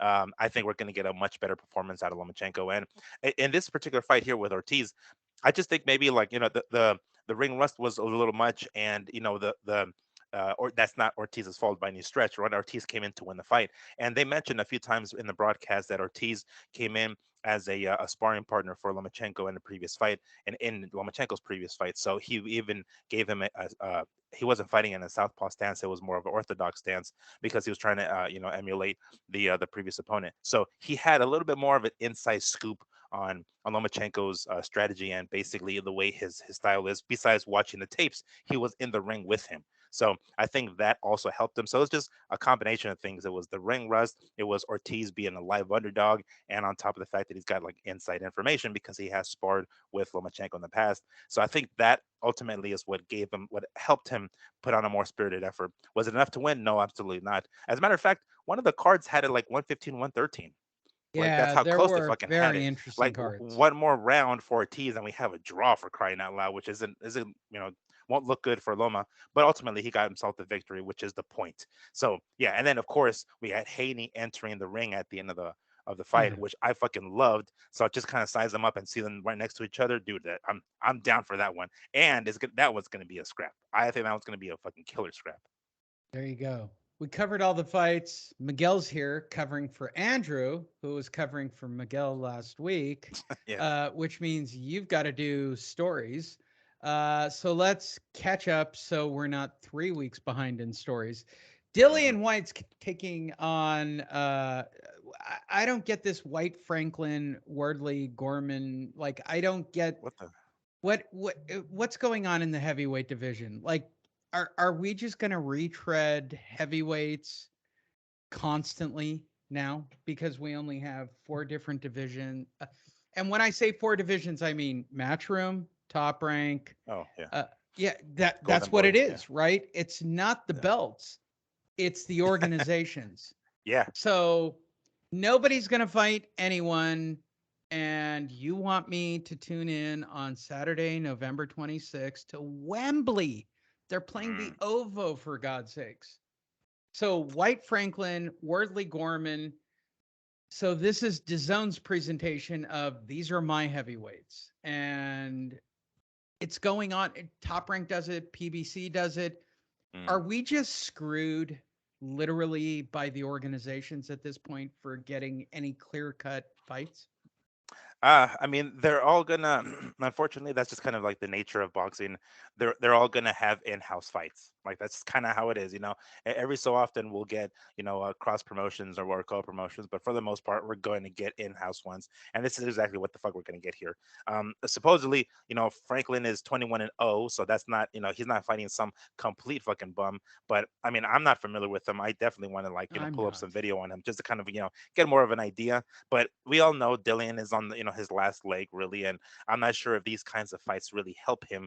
I mean, it's going to help him stay active, but really, like, how many more fights does he have in his career? He got himself I'm sure, a career high payday against Fury and taking that ass whooping of a knockout that he got against Fury. So I'm not sure how many more fights he has, but that's kind of a thing. If he only has a certain number of fights in the chamber, I don't know if he wants to use one of those bullets on somebody like fucking Jermaine Franklin, or should he just cash out? Go in there, get the biggest fucking paydays he can, and call it a career. Because I mean, who knows? This Franklin dude who's 21-0, he might fuck up Dillian White, and there goes any chance that he might potentially have against someone like maybe Wilder down the line, or Usyk for that matter, something like that down the line. This could be a complete monkey wrench for him because this dude is undefeated. So let's, I kind of want to take a look at some of his highlights and get a better idea of who we're talking about here. But this is one of those in-house type of fights. So I feel like we should do a top 10 of bitter fighters. Uh, White, like Sergio Martinez. Like, how many fighters literally get screwed indefinitely? Shit. I mean, is Dillian White not the poster boy in the heavyweight division for almost a decade of, yeah, well, bro, you got screwed again? I think this one is actually another WBC eliminator, which Oh, is even geez, is it really? crazier to me. Yeah, Okay. Oh, god damn it. I think that's what they're calling it. It's another WBC eliminator. Jeez. God damn. How Oh, many more well, let's chances they move could? forward. Yeah. Aram on Inoue and Fulton. I don't know if we've talked about the fight. I think we have. I love this. It's a cruel and unusual punishment. Uh, Uh, all right, so let's talk about Fulton. I give credit to Stephen Fulton to get to where he is. mm. Uh, to quote Bob, is it cruel and unusual punishment to stick him in front of Naoya Inoue? I've seen Naoya live. Uh, Anything that gets into the ring with him is cruel and unusual punishment. It- the dude's legit, but is the division strong enough to make him a rock star? uh, strong enough to make Fulton a rock star? No, Oh, Naoya anyway. Inoue. Well, Well, I Naoya mean, Inoue in Japan is great, but he has not translated here or to Europe, right. Australia, or anywhere else in the world. In Japan, he's great, and yay, but Naoya Inoue is a legitimate. I'm gonna say this. I think this is a boxing phenom. This is a guy who is he's not winning by workman like stance. He's Hmm. going out there to wreck your life. Yeah, yeah, he definitely is, and he's got a fight coming up against this English dude who's got a WBO belt, which is pretty much a formality at this point. It's he's gonna collect all the belts and be the undisputed or unified undisputed champion at bantamweight. So I mean, shit, talking about cruel and unusual punishment, this dude Paul Butler is about to get his ass handed to him by a fucking Inoue really bad. He might as well just hand over the belt. But Is besides there that, I mean, anyone in that th- division who can even I, stand up no. to this? I don't think so. He's kind of like in between right now because he's pretty much cleaned out the division really, and he's got some names above him and some names beneath him because we have the super flyweight division which has plenty of names, and then of course above that super bantamweight. It's I don't think as far as his division goes, I don't think there are sufficient opponents or names to be able to like maybe get that crossover appeal here in the U.S. But I mean, the challenge is always when you're cleaning out your division, you go up to the next weight class. And in the next weight class, we have Fulton, who is an American. So that could be his ticket. That may very well be his ticket to, have that stardom here in the US. Because really, like, there's only so much credit he's going to get if he fights some of the super flyweights like Chocolatito or Soren Visai or fucking Estrada. If he All gets right, any so one of let's those make an guys, it argument. kind of, Wait, let's yeah. take an argument. Soren Ringva, all that entire crowd. Mhm. Does anyone have a chance against this beast? I mean, yeah, yeah, I definitely think I mean, they'll be game. they'll be game. Yeah, I don't know. I mean, I guess that is different than having a chance. They'll definitely be game.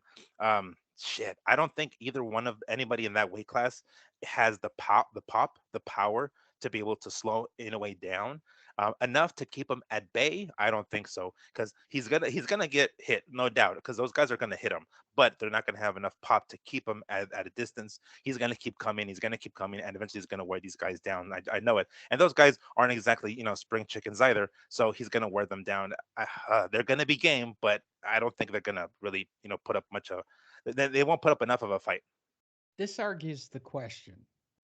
Are there people who are gifted with punches that are beyond their weight class? Yeah, yeah. I mean, just look at So fucking in a way Wilder, is man. clearly one of those people, right? Like he hits Yes. like a welterweight or a middleweight, like he hits like a freight train. And Yeah. I know this from a couple of female fighters I know who've been champions. Like, how do you hit that hard? Like, I don't even know how you project it. Like, there are people gifted with that punch, right? Mhm. Is in a way one of those people.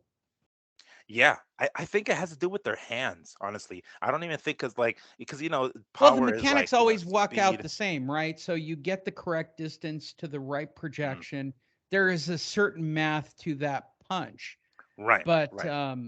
But they don't always that same formula doesn't always work when Deontay Wilder's a you're perfect yeah. example. Like he has zero It has, boxing dude. skill. It has to be his hands. Like something about these people's hands. Like even Johnny Hendricks in the UFC, former welterweight champion. Yeah. Like the way he touches you, it's like fuck. These guys, go down. It's like something about maybe the ligaments or the bones structure of It's his like hands. sending Something. electricity into the other body to shut Yeah. them down. And in a way, as one of I constantly say it, so I'll say it again. Michael Carbajal, I've seen him do things Right. where that wasn't a bad punch, bro. Like I think I could take that. And it just puts the dude down like Yeah, he wasn't even in front of him. It short circuits those motherfuckers quick. Yeah. Manny in his prime had that Mhm. punch. So no, it's interesting. I'm very intrigued with Inoue on that topic. Should we even look for Bob quotes because it's killing my voice? Oh yes, please. Let's. Listen, I mean, I'd love to do the fight, but it's cruel and humane punishment to ask anybody to do the fight. I mean, why would you want? By the way, when did Inoue get picked up by Bob? What hasn't he been? He's been a top Has he ranker always for. been? Yeah, I mean, as And long I'm as I just recall. missing Yeah. this? Yeah. Like I'm sure Okay, he's. all right. 'Cause That's he's on been a me. top ranker That's for me. a minute. I mean, listen, I'd love to do that fight. That's it? You only got one Oh clip. gosh, that's it. Oh, piss on you, And boxing look, fan. and to some degree, I get what fucking Aaron is saying here, because Well, if you and watch some of he's his previous fights, like Fulton, he kind of had a little bit of trouble with some of his a couple recent opponents, specifically Figueroa. So I mean, listen, it's he looked only going to vulnerable. be a single. I'll put it on at the MGM Uh, at the theater. Like they can't sell an arena. They can't. They can't. They yeah, can't. they They won't. can't, Manuel. It'll have They to be can't. one of the it'll have to be one of those like Resort World like tent fights, pretty much. I get more hate for changing your name than anything else I do, which to me is the funniest. If you're not following the show and know that Bob is a racist or who can't tell the difference between Miguel and Manuel, please subscribe to The Boxing Show. They actually decorated for Halloween. That was their Oh, did big they? post this week. I know the guys. God bless them. I like to give them a pop. McMillions Arroyo plans to retire. Okay, so that's where I stopped. Like the reason I pulled this forward was, didn't he retire already? No, he He's didn't gonna retire. do a 3 ton of fights, and he's gonna do a rematch with Julius. Like, wait, hold on. When I pulled the story, all I kept thinking was, McWilliams Arroyo is still fighting. Like, all right, I try to look at every one of these stories. By the way, I could pull up every story in boxing every week, and there is at least 60% you guys wouldn't know about. The reason I pulled this up, Mhm. did you know Williams didn't retire after the last loss? I didn't. I mean, I thought he is a twin, so maybe we're confusing him with the twin or some shit. We're back I in the I don't. Charlo conundrum. Yeah, he's the Arroyo. I guess we can call these guys because they have All some right, funky ass prime names. So prime A, prime McWilliam. yeah. Yes. Um I just to me it's hilarious. So Andrew argues that the sport is bigger than entertainment. My argument would be if I picked every story that wasn't a prime story, nobody would listen to this fucking show. Period. And this is I'm going to do it one week. You guys won't be prepared and I'm going to just start Oh. pulling Alexander Bullshit is fighting Alexander Bullshit on the next DAZN card. And you guys are going to go, let me see how quick I can click on Yeah. Google this real quick. box rack so I can sound important during that fight. McWilliams Arroyo How did boxing scene as an organization actually think that this was a headline? A slow news week. That's my best bet. All right. Fair enough. We're going into an Aram story. Mm. Aram pins fail Joshua turns fight. He would not cooperate. All right. I love this photo. I got to save this. This is my new favorite photo. Why is he wearing a rain guard in that photo? What the? Yeah. By the way, can fight I is say this? this? We all know my hatred for white people. Oh, wait, did Lee say that out loud? Jeez. His wife is never going to run for politics in Nevada. I agree because I hate white people. What is the whitest white thing you saw on Saturday? I'm going to give you a chance. I shit. know for a fact what it is. Oh, I don't know. Nico's opponent. No. That's my Sweet Oh, Caroline. god damn it. Jesus. Bum, bum, bum. Listen, you white fuckers. Stop it. What I'm And over that. I got then that. I literally watched a dreadlock guy like cheering on the crowd to get them to do the Sweet Caroline. And that is the whitest white shit ever. You picked Neil goddamn Diamond. Yeah, I don't know. There's some songs that I'm just so fed up with, that one being one of them. I'm also pretty sick of the Journey song that Oh, everybody sings at you're such a karaoke. liar. If we went to a fight and they were doing Sweet No, Caroline, hell would you no. not bump, bump, I bump? wouldn't. No, hell no. I'd cover my ears. I mean, I've done the Ricky Hand chants. I've done that shit. That was fun as hell. But I am so fed up with that damn Sweet Caroline song. I'm over it. All right. So all the discussion about Fury fighting Joshua as the next fight. Now Bob's chimed in that it's Aram's fault. Yes, I'll do the voice. Everybody calm down. I feel like I should start drinking again. Uh, Listen, the Joshua fight shouldn't have been made, but Eddie was a good promoter for his own words, would not cooperate and get the fight done. I think it was bullshit. Uh, for the record, if you're looking at the screen going, those words aren't there for the video people. Right. I'm making it up. Let me read between the lines. Enjoy my life. The Anthony Joshua shouldn't have been made, but Eddie Hearn was a good promoter for his own reasons. He would not cooperate and get that fight done, mainly because we all knew the fight was bullshit. It's why he took the position. I sort of imagine, but I really don't know. It is what it is. Wait, I gotta Oh, add that you were late. I'm creating now the list of things Lee can say in public on my Word document. I have a Word what? document. Okay. Well, you missed the first one. This is from Malik Scott about Deontay Wilder. I'm telling you guys what I know from what I see, not what I think. How great is Oh, that line? oh, so cryptic. Oh It's gosh. no, he was talking about Deontay being the greatest fider of all time. Oh, oh, jeez. Okay. And then he whipped out, I'm telling you guys, I know what I see, not what I think. Oh gosh. It Wow. sounds like Popeye. Wow. I Wow. am what Wow. I Wow. am. I am what I am. I am what I am. Wait, let's add that one. It is what it is. Oh, good for you. Uh AJ wanted the fight, but Eddie didn't want the fight. He's a cocksucker. Now there's a lot of reasons I could speculate, but obviously he didn't tell me why he didn't want the fight to happen. One thing I'm sure of is that he didn't want the fight to happen this time because Joshua will get knocked out by Tyson Fury like a bitch. How'd I do with filling in the blanks? That was pretty good. That's the You impression that know, I got. Bob That's is the impression that I very got. good at leaving out what he really wants to say Hmm.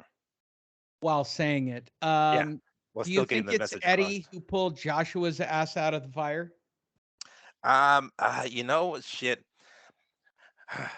C- that seems logical. That's plausible. I think that's very plausible because like the way AJ reacted in his second loss against Usyk, grabbing the mic, kind of going on a little bit of a rant.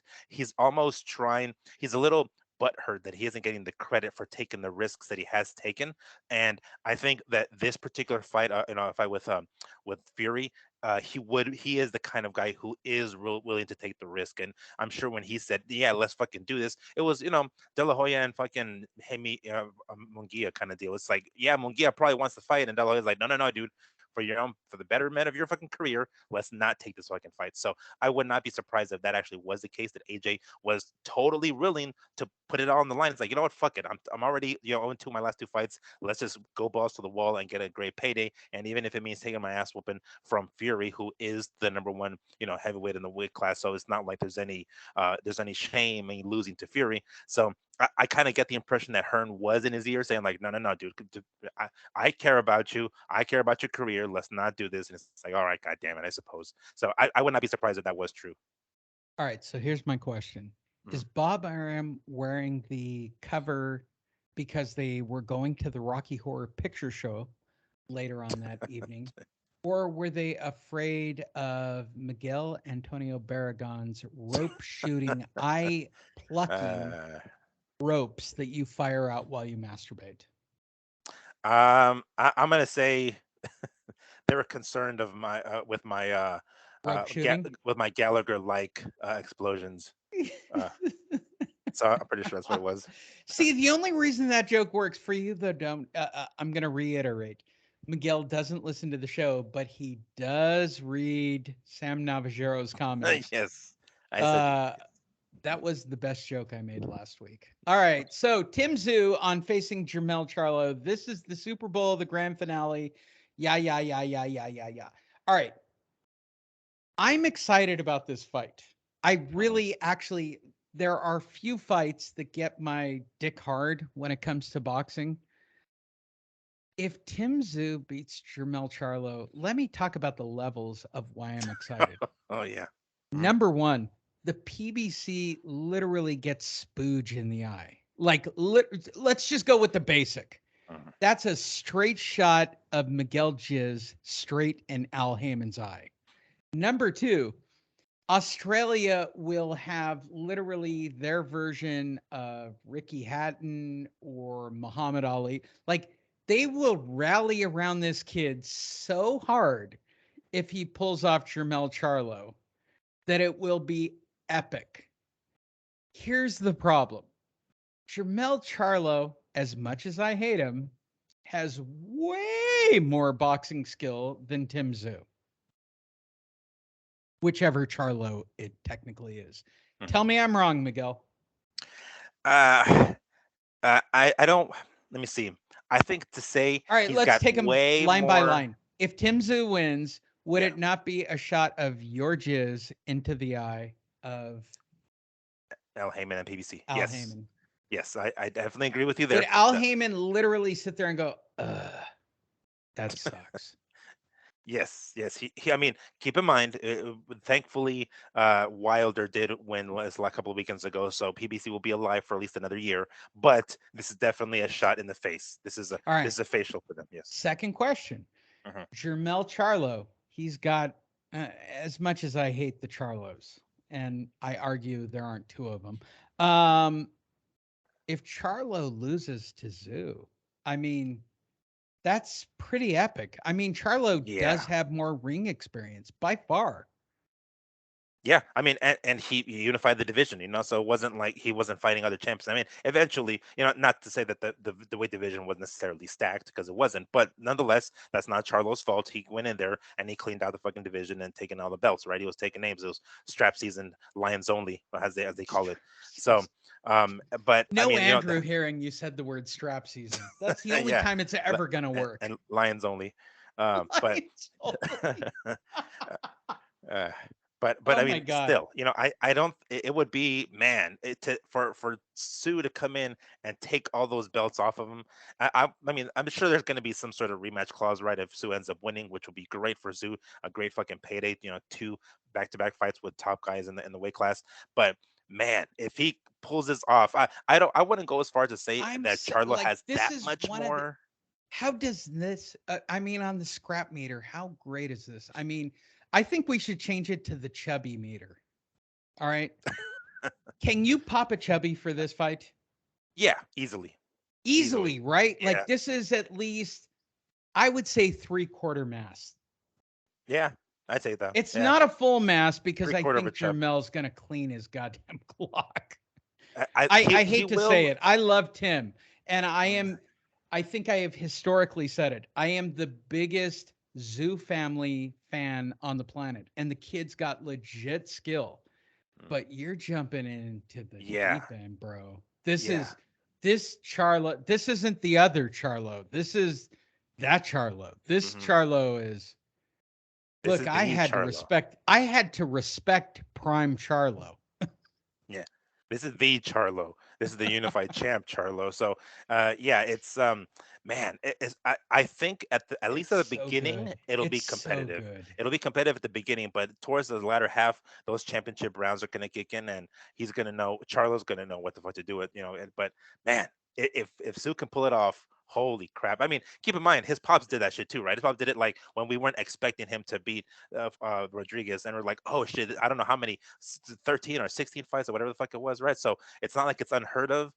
I'd be insane if he could do the same thing that his pops did. And it's like the way they threw his pops in the deep end, and then he does the same thing and comes away the undefeated, junior middleweight champ. Oh shit, that'd be some shit, man. Whoa. All right, so here's my argument, which Mhm. seems to be the theme of the show.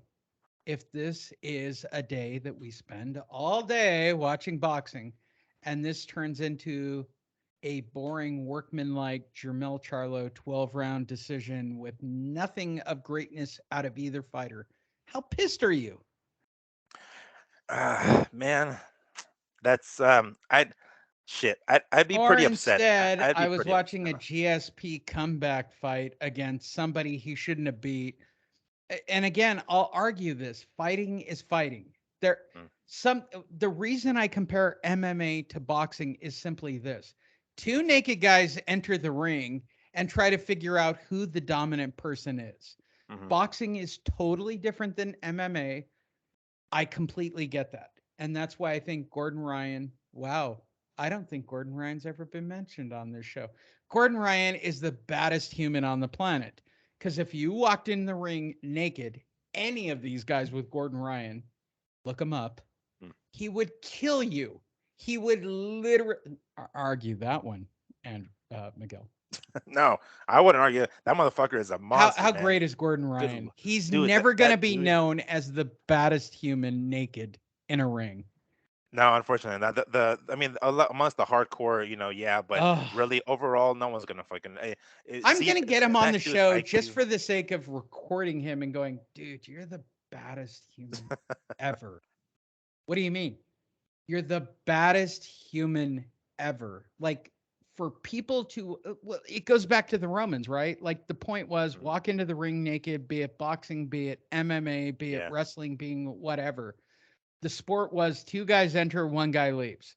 And currently, in the last decade, there is one person who is not getting money, due, and dude, I would imagine he drives like a Subaru Passat or something. Like he's not driving around in a BMW, knowing full well he could take somebody like I'll go with a big name, Tyson Fury, and choke his literal life out yeah, in 12 seconds.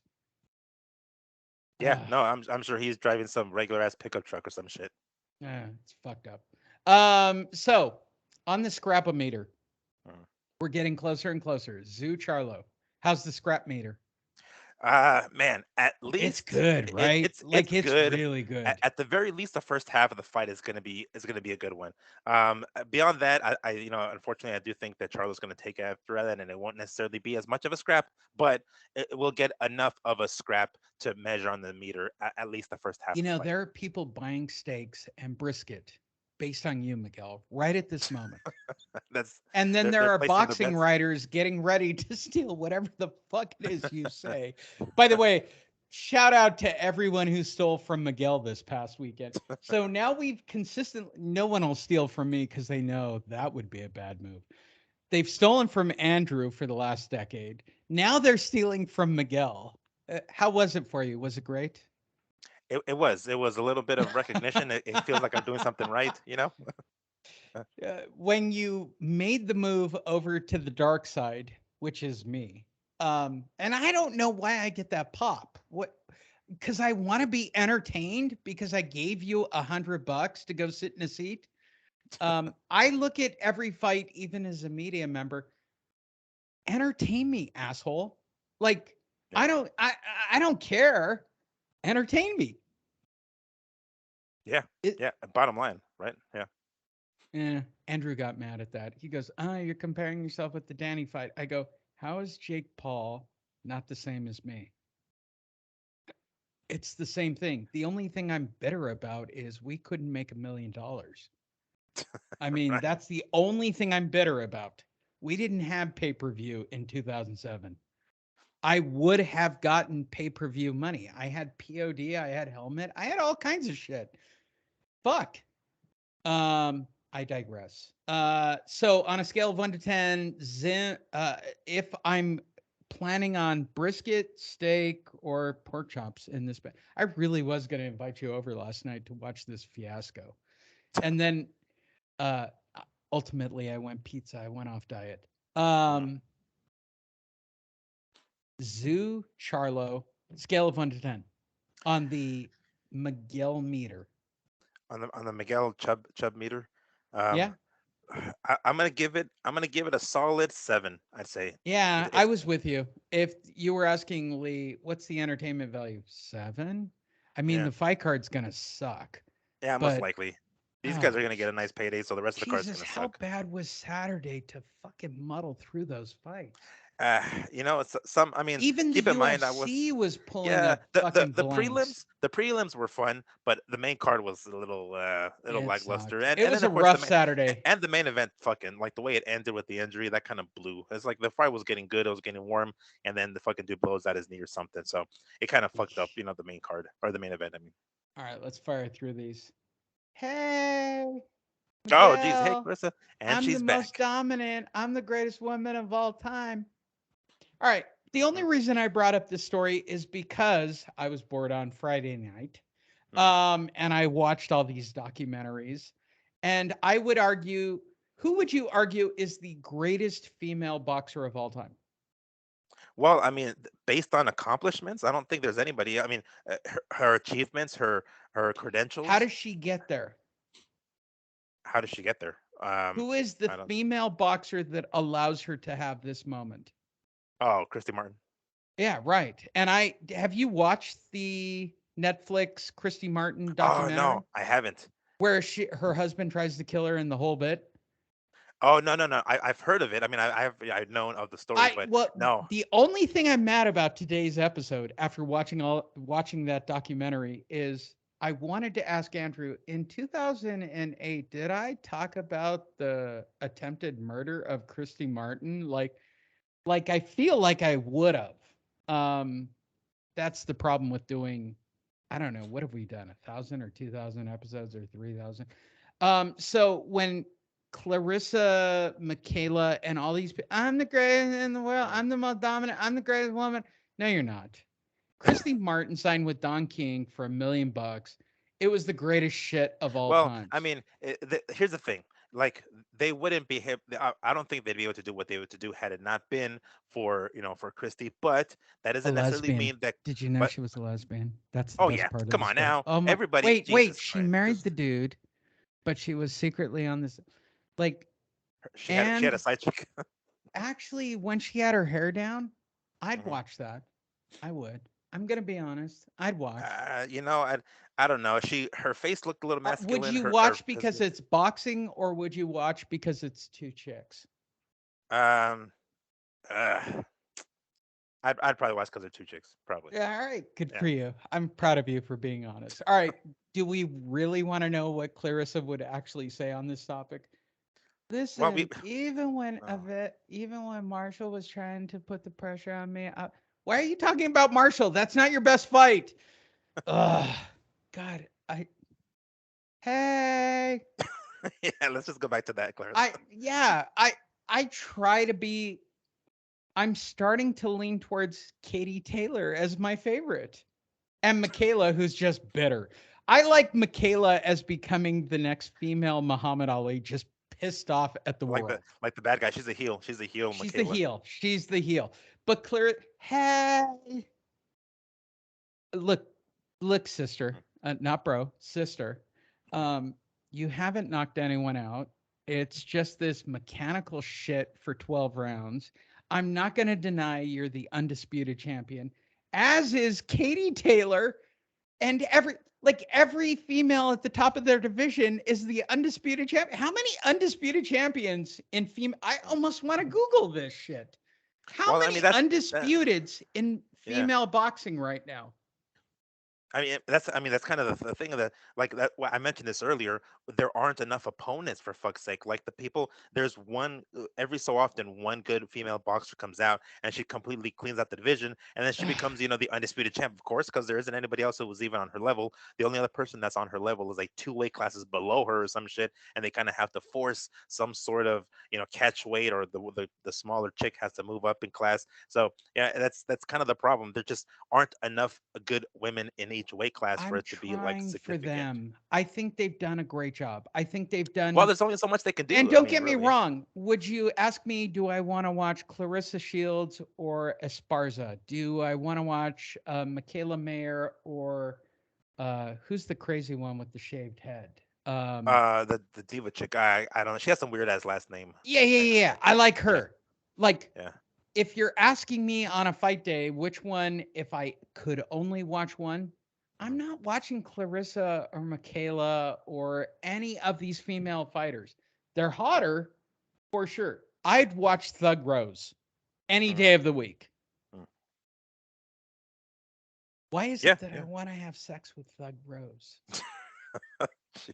Is that weird? Um, no, I mean, you want to have sex with a chick? No, it's not weird at all. What are you talking about? No, no, no, no. Well, yeah. With Thug Rose specifically? But Thug Rose, like of the female, Carla uh, Esparza is the hot one. well, I mean, facially speaking, neither of them are Hotter, hot, but hot. Yeah, hotter. hotter. Yeah, yeah. And here's the sad reality, because I get the meta joke for Sam Navajero.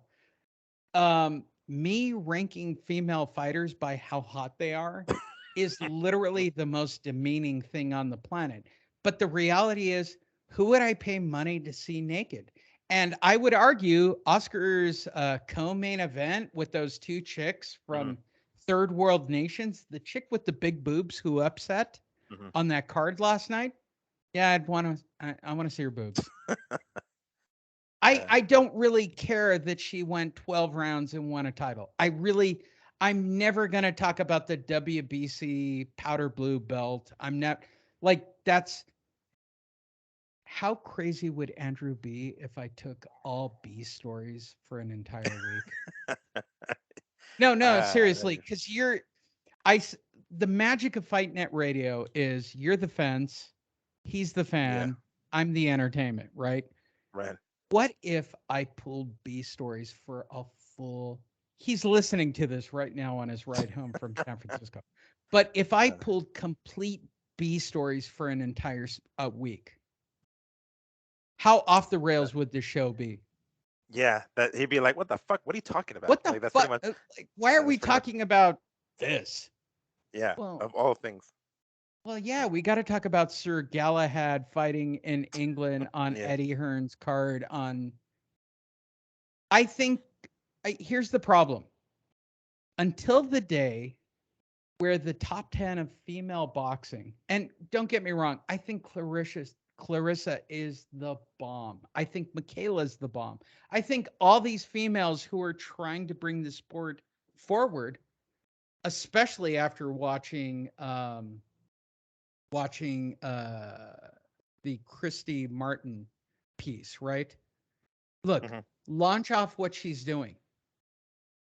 I don't think that Clarissa Shields is making millions and millions. I don't think that. I think she'd make more money fighting MMA like Cyborg. I know Yeah. it. I know it. If she immediately made the switch over to go fight MMA, she's making more money. Yes, yes, which is why she did it. I mean, granted, I don't know how much money she made in her couple of PFL fights, but I don't remember who it was that was interviewing Clarissa recently after her last fight with But Marshall, I would but argue they this: they Tyson Fury, who's the biggest oh female jeez, fighter right now? in MMA. Period. In Well, female I mean, probably Cyborg. female I fighting, still who's the biggest star? I still got Cyborg still has to be the star right now. All right, so Starbuck and Nunez, Cyborg, who's Cyborg and the Nunez. biggest boxer, bar none, in any combat sport? The male Tyson and female. Fury. Well, yeah. I mean, I think that'd have All to right, be. so Tyson Fury naked or Chris Cyborg Ugh. naked? Who's paying more money for what? Uh, I would I don't think argue it's anybody still would going to pay. be Chris Cyborg. I don't think anybody would pay anything to see Tyson Fury naked. It's not the point. The point is you fight naked. If you were naked, would people want to see you naked? That's Uh, my theory. All right, let's move that's forward. your That was philosophy. a great theory. It's a great theory. Usyk Trainer says cruiserweight return would only happen for Canelo. Mm. Uh, do you really think Canelo would fight Usyk at cruiserweight? Uh, Like, this um, is a bad idea. I I think know he this came would, up but this I mean, week, oh and I know gosh. they're baiting Usyk because he hasn't signed Hmm. technically to fight Tyson Fury. So they're throwing that shit out there because for Canelo, this is what? This is $100 million. This Yeah, is no. this is This is the biggest fight. This is the Rumble in the Jungle. This is. Could you argue a bigger fight than Canelo versus Usyk? well. I mean, there's only. I'm not sure if Usyk has the appeal that here in the U.S. that everybody else that Canelo has had, like fighting guys like Triple G. Like I don't. He hasn't made the name for himself here in the U.S. the way Triple G did, but. That's kind of one of the reasons why the Triple G and Canelo fights were as big as they were. But I mean, as far as payday goes for them, yes, because we're talking about major risk. If Canelo's he's stubborn, he's gonna be a stubborn dude. He's gonna want to move back up to light heavyweight. He's gonna want to do whatever he's gonna do there. And if a possibility with Usyk approaches at cruiserweight, you best believe if he was still with De La Hoya, I'm sure De La Hoya would have been like, no, dude, don't fucking do it. Don't But he's worry, not. next He's story's kind of. Oscar. Oh, geez, But okay. here's my question. Hmm. Who's the bad guy in the fight? Oh, ooh, Ooh, right? I think you have to make ooh. Usyk the bad guy. Damn, really? I don't know. This the And world the wait, here's world's the kind of. crazy part with two international fighters. I think you do it in this. What, by the way, for the record, I don't think this fight is ever gonna happen. Right. All right, this is just complete. This is like fantasy football. Mhm. Um, all right, let's just say this was really gonna happen, right? You do it in Vegas, right? For Mhm. sure. And you do it over at Allegiant Stadium, for sure. It Okay. fills, no All right. doubt. All right. You need a bad guy to be a complete douchebag. Who do you pick as the douchebag? It has to be Canelo. I don't think Really? because look at right now we have a fuck ton of sympathy for the Ukraine because of what's going on over there, and I think that's going to Ooh, garner good angle. Good a angle. lot Good of angle. So all sympathy it takes is for for Usyk. Canelo to go, you know what? If Ukraine would just bow down to Russia. Oh, dude, that means some Ooh, shit. how great would that be? Right? Yikes! Yeah, How wow. quick would the sellout be at Allegiant? Yeah, that'd be shit. Triple G fans would we can buy tickets just to see him get his ass handed to him by Usyk. Yeah. I love the fact that boxing scene and all the websites keep so for those of you who don't know, this is turning into a marathon fight net radio. Um, this kind of shit where we speculate, what if Ali fought Tyson? It's not going to happen. Mm. It's not going to. Here's what would happen: Tyson would beat Ali the first time. Ali would retrain and then beat him the second time. And that's what would happen. Okay. That's what I know about boxing history. You guys all talk about the first fights. What if, what if Canelo actually fought? Wait, let me do it right. Let me plug my nose. What if Canelo fought Alexander Usyk? Usyk's bigger, you fucks. All right. He'd fuck him up the first time. There'd be a rematch. The first fight would probably be a draw or be close enough. Then we would do it again because you boxing fans are complete morons. You want to know what I've learned from watching literally a dozen boxing documentaries this weekend? Mm. When you want a second fight, just make it close. Just make it close. Yeah. Boxing is so fixed, it's almost ridiculous. God, this would be so great if this were true, Miguel. I like it If only. If on the only. chubby meter. I'd rate this as an 8 or a 9. Yeah. This is like damn near full fledged hard on. Ugh, it's so close. Mm. All right, let's move forward. Oscar donates. Oh, they don't have the picture. Oh. Where's? Oh, you know the picture I'm talking about, right? where the girl is looking off to the side where she looks terrified that Oscar donated the money. All right, I got to find this. I put this story in thinking full well. For those of you who don't know who didn't grow up in East LA like myself, yes, I did. There were two women in the original shot. Do you know the one I'm talking about? Not right off the bat, no. Wait, I'm going to look it up. Okay. Why do you think Oscar's donating? Well, you don't know East LA very well. So White Memorial is kind of the East LA general hospital for the area. Why would Oscar give up all that money from your perspective other than to make his dick harder?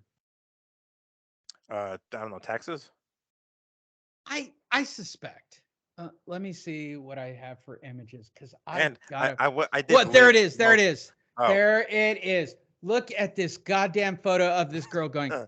Why is this motherfucker touching me? Why is his arm around me? Take your Does filthy she hands not off me. look like a girl who got fucked by Oscar back in like 2000 in like and his is Olympic days? pissed? Oh. He's like, Oh my she never. I'm keep in mind I did live in Lincoln Heights for several years, so I am familiar to some degree Wow. with Wow. I'm impressed with you. I'm totally impressed with you. Now, wait, hold on. I've had this argument for years who people go, Montebello is not East LA. Montebello is East LA. Montebello is Yeah. so East LA. It's shocking. As a Lincoln Heights person, is Montebello East LA? Yes. I mean, it definitely Fuck qualifies as far yeah. as I understand. Can Yeah. you imagine growing up white in Montebello? I rather Can not. you imagine? Wait, do you have more insight on me now why I'm completely fucked up? Nah, I've known this. I've known this. This is not new. This I've is not tried new to information. explain it to people. They go, East LA didn't cover Montebello. It's Asian and blah, blah, blah, blah, blah, blah, blah. I go, all right, let's say it's all Asian, all Hispanic. What do you think is which one of these doesn't fit here? Well, that would Right. be white people. Right.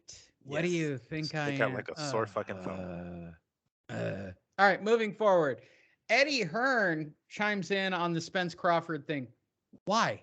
Wait, I don't go forward beyond the colon in this sentence.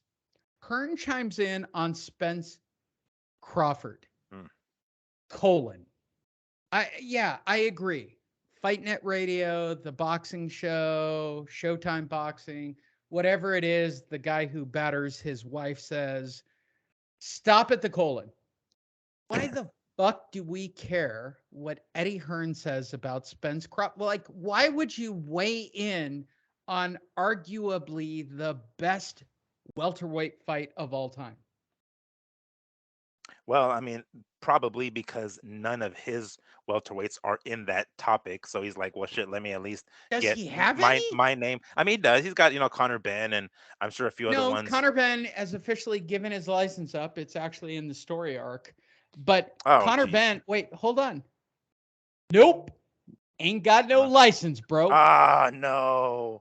All right, Upheld by try DDT. again. Wait, Son this is a of a fun show. fuck. I didn't think this show would work today after Andrew left. You're carrying it very well. All right, so what else you got? Oh man, I mean, right off the bat, this is the first one I could think of. I can't think of another one. He has 'Cause- no position to open his pie hole. no, but I mean, like, I'm sure media asked him, so obviously he's gonna. He's And not like by he's the gonna- way, I'm not disagreeing with what he said. To the this is. I almost want to do it, but you're privy to it. You'll know it the minute I do it. Uh-oh. If I did a B story complete week, how many stories would it take before you knew I was doing it? Probably. I mean, if I wasn't already privy Probably to it, the first story, right? Like, because you're kind of tired at the beginning. Yeah. So I mean, I would definitely second or question. third story, well, you're like, what's he doing? But Why by is the he- the why first is he question, I talking would about question it, right? Like Galahad? yeah, the first story, I'd be like, huh? And then the second story is like, oh, I know what I'm doing. I know what he's doing. So See, the probably the problem second with one. planning that theory, Mhm. this is I love meta jokes. I love meta jokes. I try to create story arcs and jokes for people who've listened all the way to 2006. if I started, you and I both know Andrew's listening to this right now as he's driving over to the Golden Gate Bridge. Yeah. So my answer would be, no, Andrew, I'm never going to do that ever. Andrew probably wouldn't pop in about story 5 and then he'd go, what are you doing, Lee? What are you doing? Yeah. The question is, how many stories would you pop in before you go, oh, Lee's doing it today? Today's the, and I'm going to clear this before the end of the year. I am going to do the, as we say in football, I'm going to do nothing but left tackle football stories and boxing on fighters you have never fucking heard of. And I'm going to wait to see where everybody chimes in. The problem with that theory of making a joke just for me, you're going to get it first. Andrew probably has an inkling at that point, and at the second story behind that or the one behind that, he's going to pop up and go, you're being a dick. It's Yeah, not about me let's get to being the a real dick. stories. My argument is the same. I want to be goddamn entertained if you make me spend all day on Saturday watching your goddamn fight card. Mm. What's wrong with that? Look, I realize that we have taught everybody on the show how not to pay for fights. Right. By the way, I feel like we should do it again. Just pick up your time and Yes. type in VIP. Andrew did it last night. I'm very proud of him. Oh, did he? He was able to Look click at this out. display of what you can watch for free. Hmm. How do you people pay for boxing or anything? There's pop-ups. Turn them off. Turn them Yes. off. And they don't even like every so often they'll freeze, yes, but you can just refresh the Yeah. page, Just click out, reload. click out of Just the damn God. pop-ups, and then you're Oh, back, you and then people you're killing back. me. This is how I watched fucking Silva and and Paul Oh, last I night would for as long as it never lasted. pay for Paul versus Silva. I would never pay for that. What, they wanted $80? Are you No, out of was it your? really? Jesus Yeah, it Christ. was like 70 something dollars. I You're didn't out of even your bother looking at the fucking price. mind. Yeah, Tell I me, didn't even bother looking at did the you price. watch the Dr. Mike fight? I just saw the highlights. I didn't All because right. I was Tell watching me I Loma. don't have a shot on Dr. Mike. Dude, Dr. Mike looks like pretty fucking great shape though. I mean, No, he yeah, was in great shape, because I but mean, did he move his head? no, of course not. Well, look, he Right. was fighting a Nate Diaz product. This guy is, you call it slap boxing, call it whatever the fuck you want to call it. He had that Stockton, slap. So he had that dude has trained with the No, Diaz he for a fought a while. dude who wants to be a pro. Yeah, He exactly. fought a real dude who wants to be a pro, and he Yes. goes, look, he's a great guy. He's donating his money, but I'm going to fuck him up. Yeah. Yes. That guy You has like know how potential hard to. that is? Well, and this is why Andrew gets mad at me. When I fought Danny, just before, and they waited till just the bell rang. Mm. You're going to walk out there and you're going to let Danny tee off on you. I went, what? And I literally, if you could see the video that's no longer available, I look at my promoter. I go, what are you talking about? Yeah, he was afraid of you during sparring. And by the way, they sparred. Dr. Mike and that guy sparred before that fight. 100%. Wow. So I looked at my promoter and I went, what? He goes, yeah, you want to know the sad fact? You can shut your eyes and walk 6 steps and throw a right hook and knock him out. I know that for a fact. You're going to let him win. What? I'm going to do, what am I going to do? And even Andrew caught it. He doesn't talk about it to this day, where Andrew said point blank, he goes, you were faking everything in the ring. I go, all right, I'm in a history with Anderson Silva at this point. Like, Mm. that's what you do for the rock star. Yeah. I'm bummed with boxing right now. Right now, if I put on a full day of football, I'm going to get 3 games that are at least entertaining. I watched a full Saturday of boxing, and by and large, all these fight cards sucked. Glorious giant cock, Miguel. They The fight had cards. fight. Look, if you're a fight fan, this Saturday and 2 weeks ago, that Saturday, that's a lot of boxing. That's close to 50 or 60 matches, you're telling me that 20%, 30% were great fights? Maybe. Yeah, Okay, that's let's take the last 3 weeks. In the last 3 weeks and in the middle, I realized there was no boxing. What would you say in the last 3 weeks? 30%, 40% were great fights? um. Let me see. I'm trying to It's think of the fair. fights. Think Yeah, of a great fight. it's definitely less than Even half. I'm including Michaela. Look, the Michaela fight was compelling, right? Yeah, yeah, it was. All right, so 40%. So if you got a 40% on a test in school, what's the letter grade on a 40%? Well, it's fucking not even. It's an F. It's below an F. I mean, It's fifty an percent F is an F. minus. Yeah, there you go. Right? Yeah. So if I watch football on Sunday and I get 3 or 4 out of 16 and I don't have to do the math, and those are better games, what are you telling me from an Yeah. entertainment value? Like you want me to spend $80 on Deontay Wilder? Really? You want me to spend $80 on Jake Paul watching this dude throw a fight? You want me to watch Lomachenko only fight for half the fight? I'm getting bummed out, Miguel. I'm totally getting bummed out about fighting. And maybe we're just going through a bad stretch. It could be because Really? maybe Really? things will get better. How long better have as you been watching fighting? oh shit. This goddamn sounds like fucking 8. All right. So, can you remember the first bummed out fight you ever watched? Um, I mean, I'm sure it was a Tyson fight. I'm sure it was like a quick 30-second KO, and I'm like, really, that was it? I mean, I'm sure that's something along those lines, if I recall. I mean, I you don't would really, say in you the don't really remember. 90s, I would argue watching Carbajal rematches where even Chavez went, "Yeah, it's going to suck." There was literally a Carbajal fight. I'd have to look it up. But there was a Carbajal fight, like it was on its second or third fight, where Chavez said, "It's not going to be great." People don't fight that hard in the second or third fight. They don't want to get hurt. Right. Like boxing and MMA. I'm just pissed off today. I spent the whole day. I got fucked again. I just did. All right, let's move forward. Benavidez fires back on Canelo. Who the fuck cares if I fought one world champion? Come beat me. Is Mm, Canelo what? What? All right, Canelo Bivol, right? mhm. Um, Canelo, anyone, Bivol versus whomever. What am I seeing at this light heavyweight division from your perspective?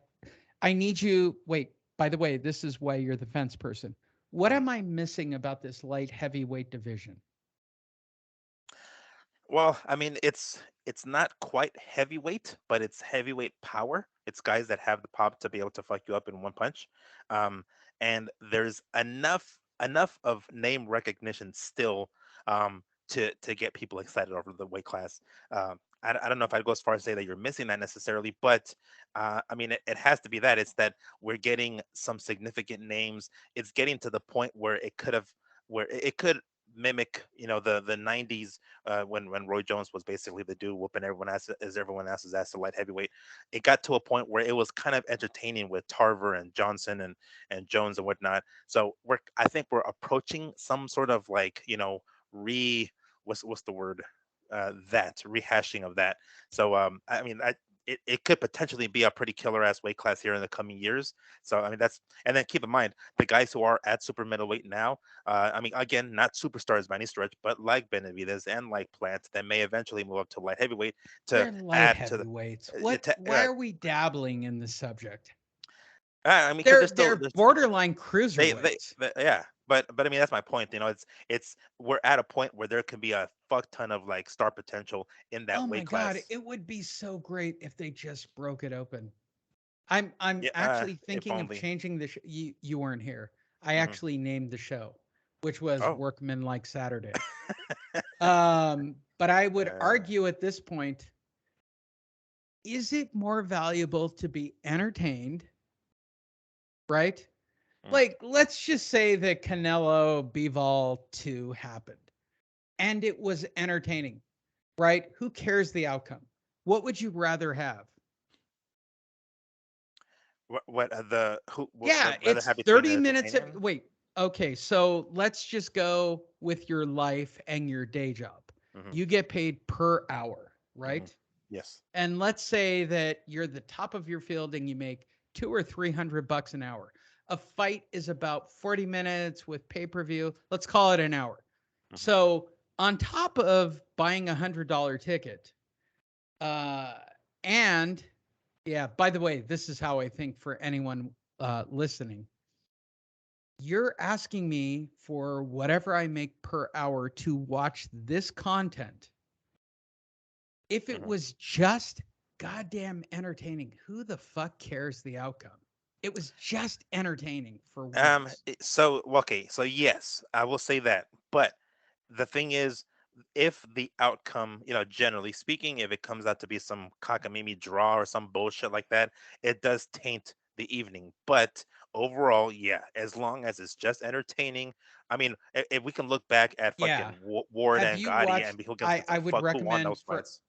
side note, everyone listening, watch the Lennox Lewis, what it took to be Lennox Lewis when he Mhm. got the draw.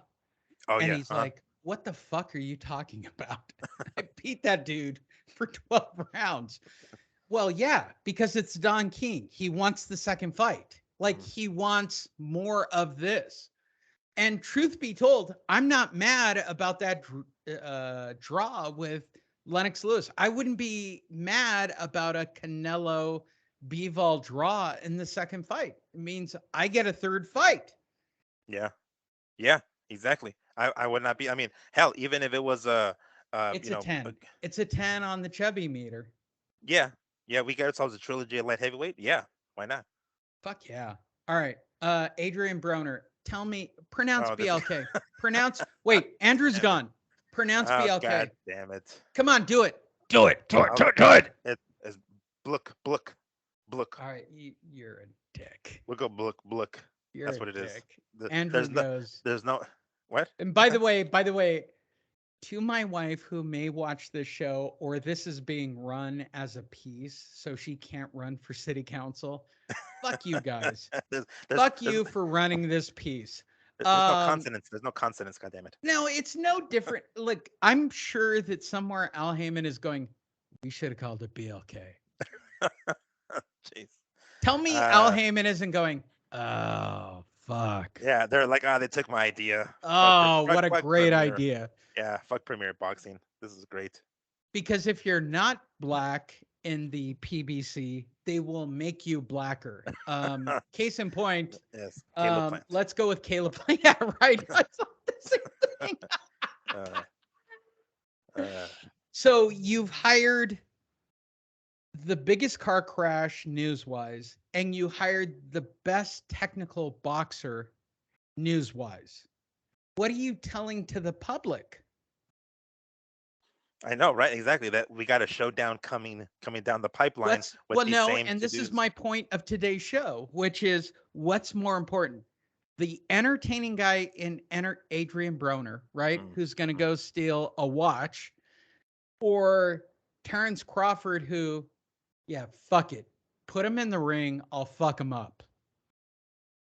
Yeah, I mean, people are going to tune in for Broner. Bottom line, people are going to tune in for Broner's ass and the stupid shit that he says, but they're going to tune in to see him get his ass beat, and Crawford is absolutely the guy who's going to be able to do it. So it's That's a the win-win. argument, right? It's a win-win. Right. So at Yes. the end of the day, until somebody does something like here's the Terrence Crawford pay-per-view against nobody, here's Adrian Broner against nobody, here are the pay-per-view results.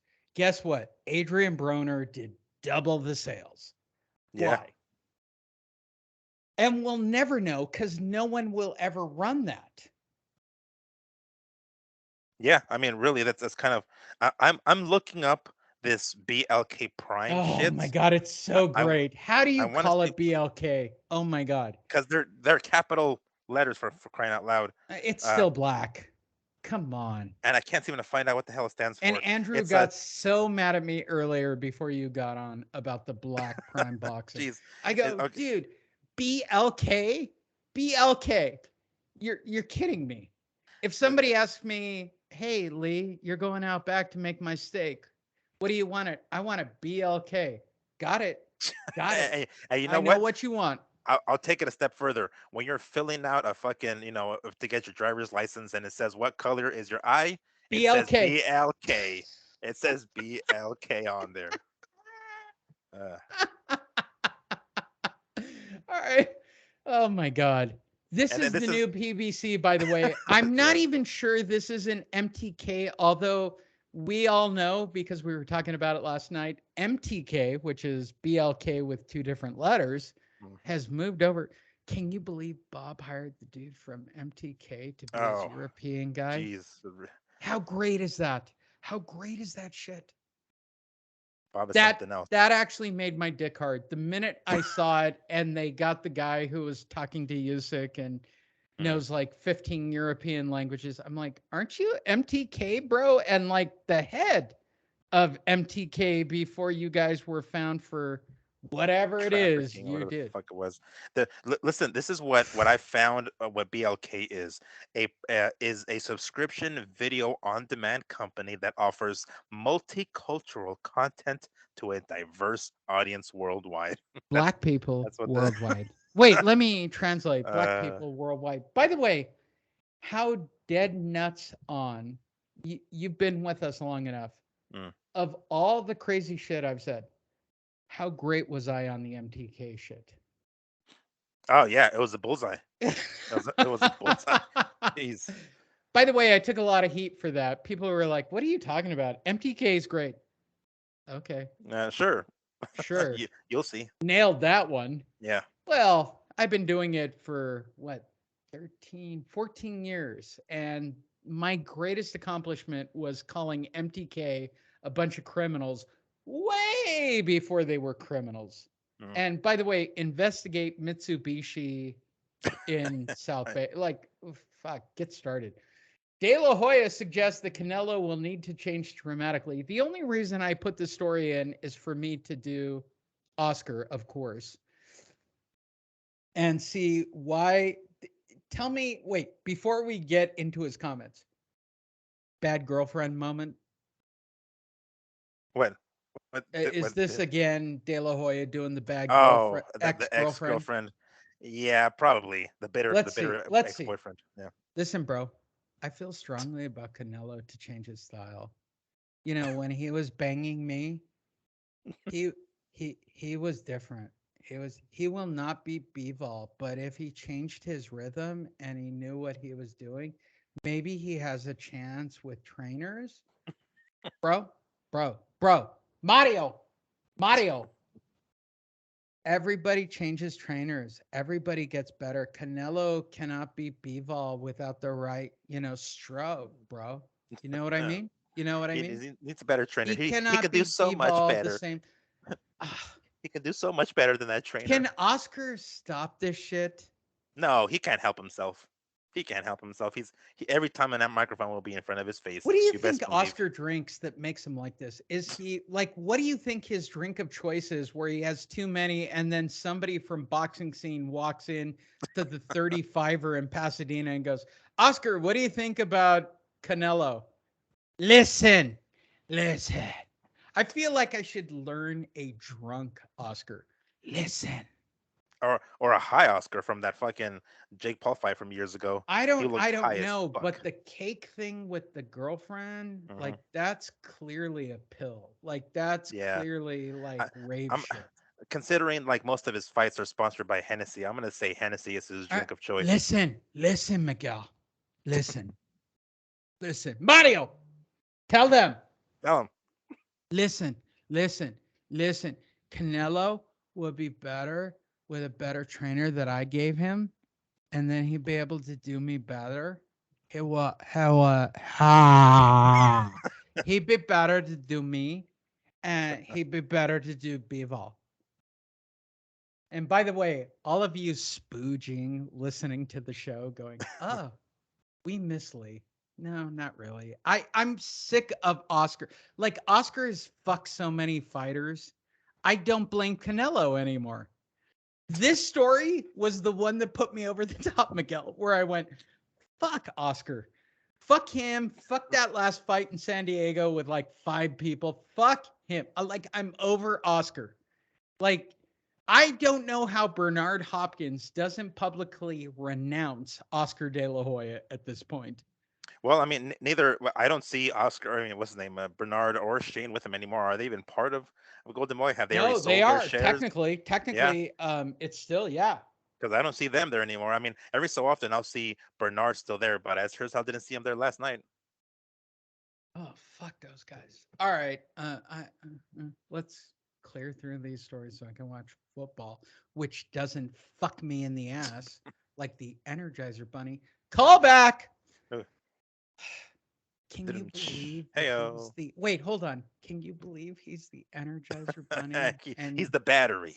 he's the He's battery he's to got the his power. He's wife's got the power. Energizer Bunny? And by the way, for those of you who aren't old enough, it went in the butt. The battery went in the butt. And by the way, we were texting that last night, and good for him. I'm not doing married well for the 3rd time at all. It's just Teofimo Lopez takes on Jose. She doesn't listen to the whole show, Miguel. Okay. I was gonna invite you over. I'm like, yeah, you can sit here and we'll sit here and watch fights. Where'd you go last night? Wait, I'm intrigued. Where'd you go last night? It was a house party. I mean, I didn't stay too long, but I mean, I just because like Were they all younger? yeah, they were, and they're all like And you smoking felt and like shit. shit, didn't you? No. I mean, I didn't know anybody there because I usually hang out with like some relatives, right? And they weren't able to make it this time, so I went, and it was like friends of a relatives or relatives of friends. So I know some people there, but they were the hosts, so they were hosting the party. It wasn't like I could talk to them. Everybody else was just a bunch of young cats smoking weed and shit. I'm like, all right, I can only do this so for long, and How played beer much pong for a little alcohol bit. does it take to enjoy that? I mean, shit, I don't know. That's a good question because I didn't get there. Oh, I didn't. I just All right, had a few so drinks, I'm but gonna say this as a bonus for Fight Net Radio people. Should we go out on Monday, get hammer face, take the recorder? I'll bring the real video camera.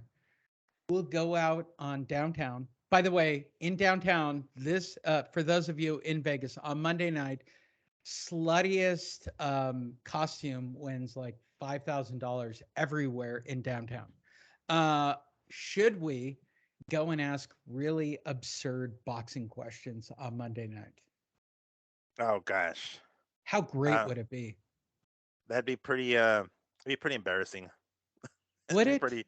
It'd be cringe as You shit. haven't been a part of it. Andrew used to get mad at me until we walked around, and I go, when Mike Tyson fights Oscar De La Hoya in the main event, Jeez, who do you think's gonna win? Oscar. jeez, Oh yeah, no. I'm sure that. We gotta go. Uh, I'm actually starting to think that way. All right, let's power through the last stories. Teofimo Lopez is taking on Jose Pedraza. Before we get into quotes, on the chubby meter, Lopez Pedraza. Listen, don't sleep on Pedraza. Notice how I roll the R's. Yes, I need extra credit on rolling my R's. It's almost like I grew up in East LA. I'm not a Jew. You're earning those points there, Bob. I feel so bad for my wife. She so wants to be political. I go, I don't want to break it to you.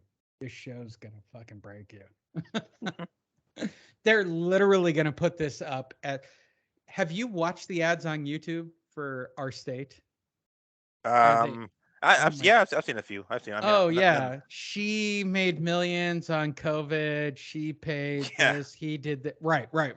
Can you imagine if Lori actually ran for anything in this state? Oh man. And what her husband said this, and then actually played the clip.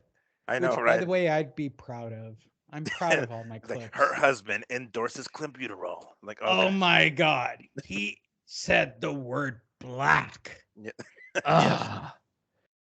He actually said the shit that nobody would want to say.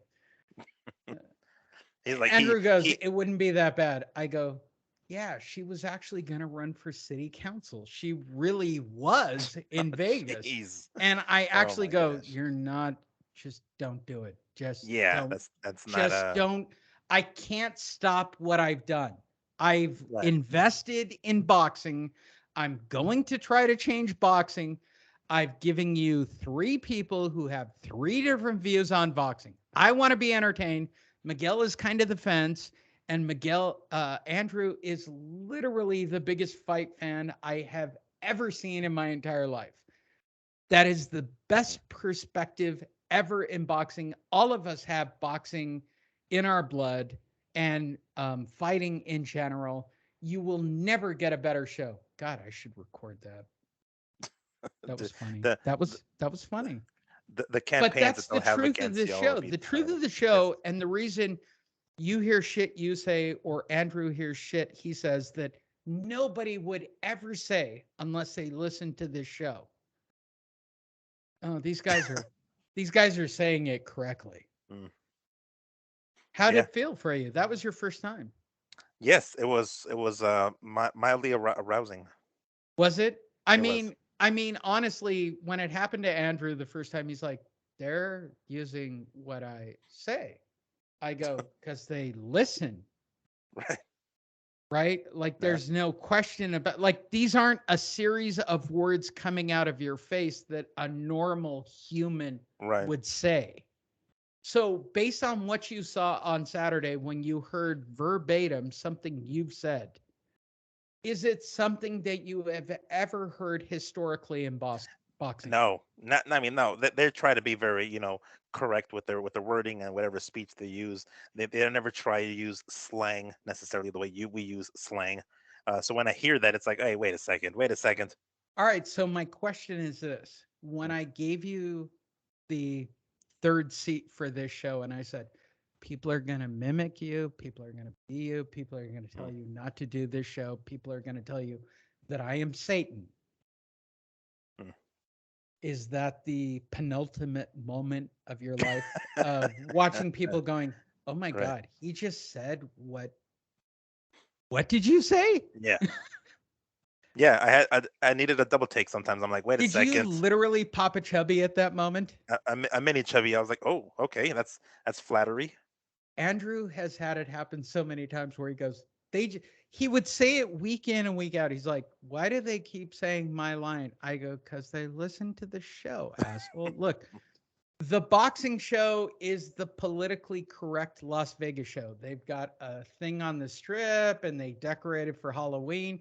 And it sounds like three goddamn orangutans fighting to tell their point of view. I'm not saying that from any political or racial point of view. They don't know how to give space, right? I give Mm. you space. I give Andrew space. This is a weird show. Um, but they like, and I get what they do download wise, and I get that they're paying for what they pay for. I just choose not to do it. I choose not to use our leverage as Fight Net Radio. And do I think that Top Rank or PBC get us? No. I think they know exactly who we are, Mm. especially after the Bob thing. After the Bob thing, for you not to give us credentials, Right. oh, you guys, you Motherfucker. totally get who we are. Yeah. We're dangerous. We're dangerous. We're talking about shit you guys don't want to talk about. Yeah. And I apologize, Miguel. I kind It's of it's baited you in. Um, do I want to watch Pedraza Lopez on December 10th? we do, because I mean, it will measure Chubby meter. on Give the me chub. I chubby mean, meter right it's out of the gonna gate. it's gonna be a five. It's not gonna be A crazy. It's five? gonna be a five. A That's like, five. Clarissa Shields versus anyone is a five. um okay, okay. Maybe Six? we'll go. No, no, no. I mean, five and a half, five and a half. We'll say five, because, like, keep in mind, this is gonna be a good fight for Lopez because it's a better 140 pounder for him. So, which is, this is what we want to see, right? The first fight against Acampa was a nothing. We get it, right? But now we got himself someone like Pedraza, a veteran, a guy, a southpaw, who's probably knows way better how to, handle pressure. So I'm expecting a better Teofimo Lopez, a better performance, and a better fight overall. But it is expected for Lopez to win, right? That's kind of the point. It's just a better level competition at 140. So I, I I mean, I would be, if I'm being generous, I'll give it a 6. But I mean, it's Can I be bold? I'm please do, over please do. Lopez. Oh, already? Well, okay, so you had the moment, Hmm. you lost them. Let's take it in timeline, right? You had the moment, you lost the moment, and so you're what are we, second or third fight? I don't even keep Well, track of this will be this the stuff. second at 140, but Second, I don't right? like. Second after Yeah, losing all the belts, right? yes, yes. All right. So Pedraza? Well, should we ask Bob? Yeah, please let's do All right. let's ask Bob. On my headset, I'm not. There's no video on me. On the line is Top Rank Bob. Top Rank Bob, you made this fight on December 10th. What do you think? Listen, don't sleep on Jose Pedraza. Sorry. Uh, The fact that he says that about every fighter, he's gonna be right. Listen, Teofimo Lopez is the next big thing again. That's what he should say, right? He's the yeah, next the big thing again. the takeover again. He's a dick. Can, Yeah, he's all kind of. I right, mean, on the dick I certainly meter. didn't Wait, hold like. on. On the dick meter, is Teofimo a dick? Yes, yes. I mean, not Scale just of the 1 to fact that he 10, kind what of would you blew us give him? over. I mean, I'd give him a solid 7. I mean, Right? that's a Right? solid. He kind of blew us off, and then on top of that, the way he acted when he lost to fucking Cambosos, his like, oh, if this was making all these fucking excuses, and not to say that I'm sure his medical issue was a problem, but it's just like, take it like a fucking man, bro. And that's what Cambosos was trying to tell him, like, bro, I won today, fucking just accept it, and he just wasn't accepting it, and he took it very amateurish. So yeah, he's up there in the 7 dick meter. Yeah. So your big next fight to prove you're a man is Well, Pedraza? it's a better test at 140 is ultimately You what know they're what? trying to If do you here. were a man, sign Vasali.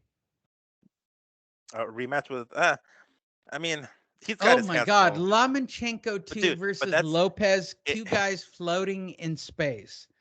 And it I blame Bob. Listen, don't blame me. I want two champions at the weight class. I'm not going to put them back together. No way. Right. But mm. the technical aspects of putting Lopez and Lomachenko again at this moment for both guys would be the correct move. But we all know that Teofimo won't take it.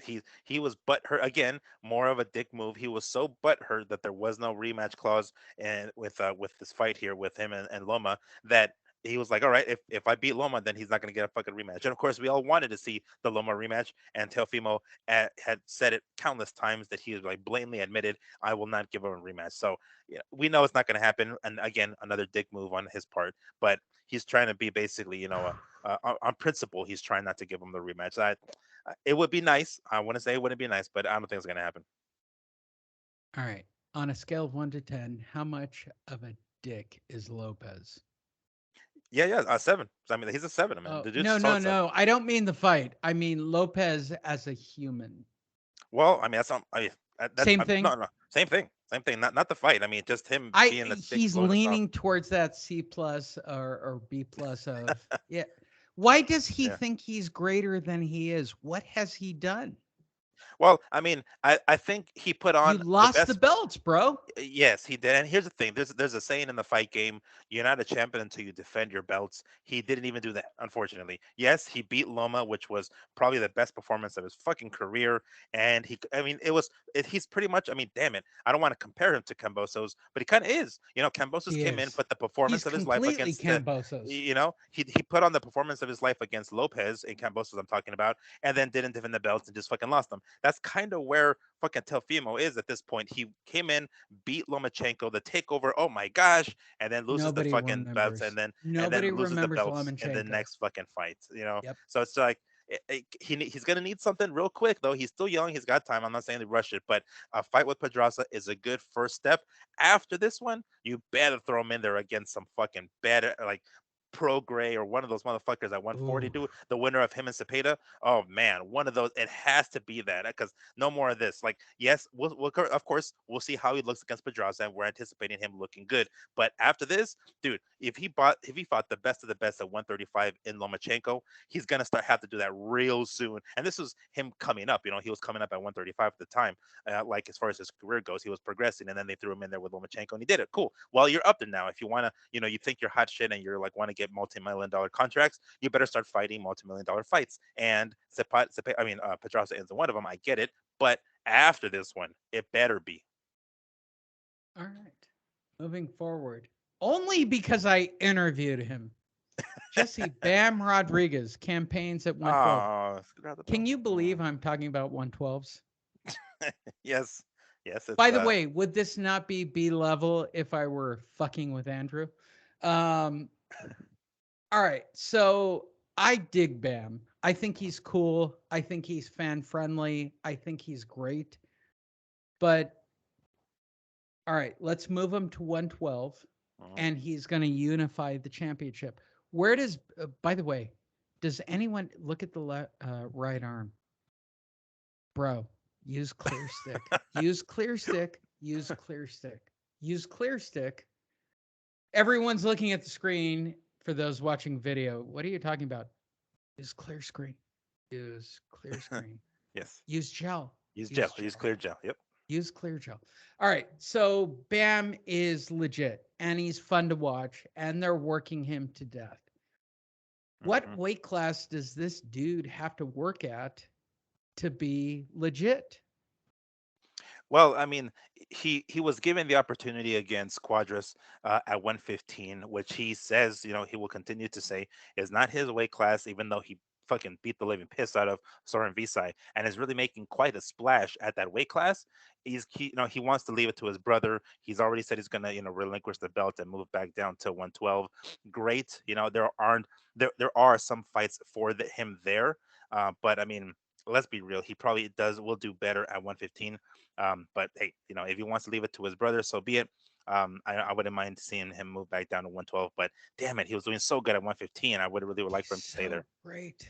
He's Yes, to so fight those great. other names, man. He really does remind me of Carbajal at a lightweight, at that lighter weight. Yeah. I can't. I'm old. Azuma Nelson, Carbajal, like people that were jammed down my throat by the promotions. Bam is that guy. And I think Bam has an opportunity. Plus, he's really friendly. Like he gets everything. Yeah, he does. He's very approachable, very approachable. Yeah, there you go.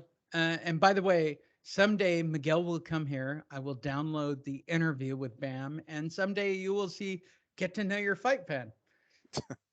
Why are you laughing? You know that's the truth. Roy Jones is going to face bodybuilder. Let's stop right there. Let's just go with this. Roy, oh Lord, bro, what?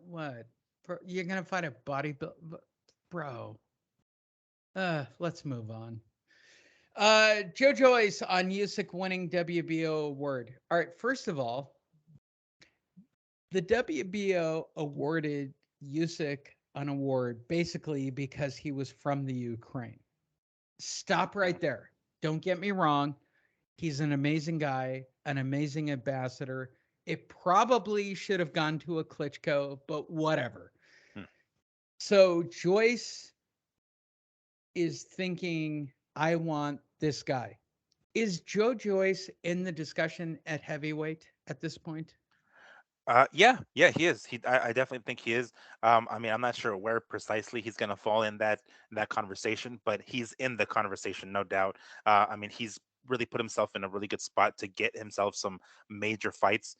And if if he has his eyes set on Usyk first, then by all means. I mean, it seems like kind of a jump into the deep end real fast, but I mean, I guess at this point he's not exactly a spring chicken. He's already in his 30s, so I'm not sure how much more time he has as far as like good years in his career. So he's probably kind of rushing at this point because he's running out of time. So hey, fuck it. If he wants Usyk, fantastic. He is definitely in that conversation. All right, moving forward. Boo Boo, hopes. All Oh right, God. so I've got two stories, hopes and I pulled it. There was hopes Hmm. and then plan. So there are new adjectives for fighters who Mm. feel they should get what they want. Hmm. He hopes for a showdown. So that's his move. Then I saw one that said plans. What is it with fucking fighters, right? Like, why don't you just walk into a Bob or an Eddie and go, "This is the goddamn fight I want. I don't care. I don't. I'm not gonna fight anyone. Look, Eddie. Look. Listen to me, Eddie. I don't care. This is the goddamn fight I want. Period. You're gonna lose, mate. Right? Hmm. So hopes, plans, like what is it with fighters just throwing shit into the universe? By the way, Caleb Plant versus Boo Boo, I'm kind of into. I'd give it a 6 on the Miguel Chubby meter. Yeah, I'm kind of. I mean, we want to see uh Andrade, whatever the fuck. Boo Boo. You know, Just go with Bubba, Boo Boo. Bubba. He Um, is Boo Boo, right? Yes, he is. He most All right. definitely All is. right, all right. We need to see him fight against those top guys. If he wasn't able to lock down a good, opponent at 160, and he's already relinquished the belt, which, mind you, the guy whose name I think is that Jenny Beck dude that we mentioned earlier. That guy was like his mandatory for WBO, and he basically relinquished the belt to move up to super middleweight. Fantastic, but that would have been a fucking that was he dodged a bullet by avoiding that fucking fight, no doubt about it. But he is in that spot now where he needs to fight, more recognizable names, and unfortunately, that Johnny Beck dude isn't. But nonetheless, he's going to fight. I mean, he's looking to fight somebody like, or hopes to fight somebody like Plant. Hopes. I Hopes. get, What a great adjective. I mean, like You know what? realistically, I hope to fight Dr. Mike. yes, yes. You plan to fight Dr. Mike. I like the fact that he's thinking in these ways, right? He's wants these kinds of fights, and I mean he said it for a while, but I mean I don't know. He's with Matchroom, right? I think it's Eddie Hearn, I believe so. So I don't know if they're just like kind of keeping him from. I don't know what's the word. Like they only have so much. Um, Belief Shelf in life. him, No, it's well, shelf belief in life. him, It's but shelf life. well, it is shelf life, but I'm talking about like they only have so much belief in them to say, okay, hold up, don't be calling out the triple G's and the big fucking names. Let's take it easy. So I suspect that they're kind of trying to protect him a little bit, but at super middleweight with guys like Plant, I mean, hey, I don't know if he beats Plant. I legitimately don't know. I think it's gonna be that would be a worthy fight. Number one for Plant fighting another recognizable name, and number two for Andrade or Booba Boo Boo to get actually another fucking name out there and get a name on his record. So I'm down for this one. Hopefully, I mean, for as much Chubby shit talk meter. as what's that? Where would you rank it? Um, I'd Six say and a half. It's right yeah, around a yeah, it 6. is. It is around the six. Yeah, it's good. It's good enough. I would say it's good enough. Yeah. Wait until somebody starts quoting that. Fight Net Radio quotes this as a 6.5 out of 10.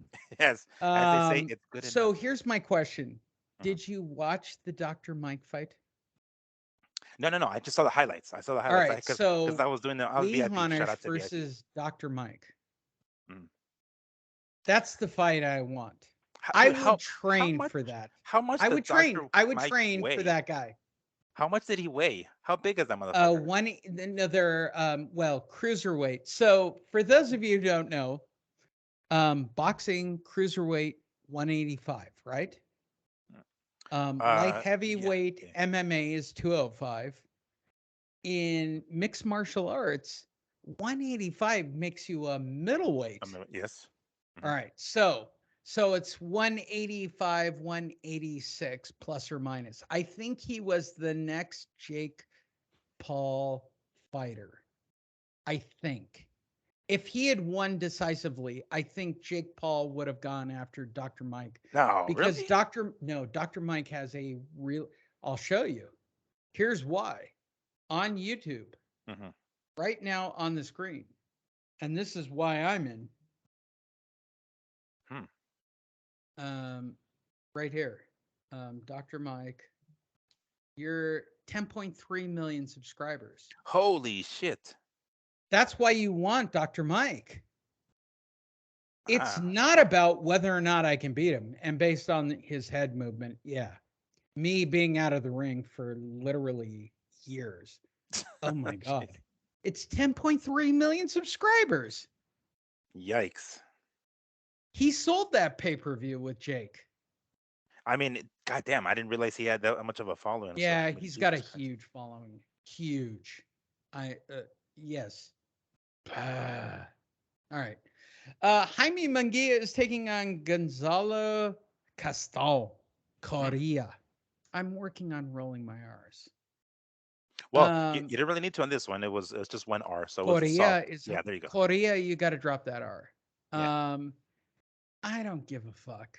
Like, why is Jaime not fighting anyone of skill? Man, you might want to ask Oscar for that one. At Listen, this point. listen. You don't know. Jaime Munguia is the next whatever weight champion I put him at. Like, he's in between weights. The problem with Jaime, right? He's somewhere between middleweight and welterweight. He's. Can you name one test on Jaime Munguia? Um, I mean, Do you want me to half look it up? I can half a look it test. up, but Well, I Rosado guarantee I Rosado know gave him a the little bit of a outcome. test, but I What mean, is up with Oscar's hard dick for Jaime Munguia? man, my best guess is he lost Canelo. He's doing his damnedest to keep whatever stars, quote unquote, he has in a Golden Boy, and he's doing his damnedest to protect them. That's my best bet. He's got more invested in Ryan than he does Mungia and Surdo. Like that's All pretty much right, what it is at this point. so But I gotta sheesh. tolerate this shit. So let's look it up. So this Yeah, should be at least top 20, right? at least yes. I mean, I'm this fucking Uh, Korea guy, would 21. you wait, hold God. on before I hit return. Mhm. Would you risk your life on Gonzalo being a top 20? No, Okay, no, good no. answer. Hell, All fucking no. right, so box rep, this dude has literally he fought Benavides and what he beat? Not the same. Not No, the not the same same. David No, no, no, no, Benavides. no. There's Hell no, nobody here. There's nobody no. here. Who is this? He's Argentine. Is that what it is? Yeah. Who the fuck is this dude? Okay. Mm. Why? Why are we doing this?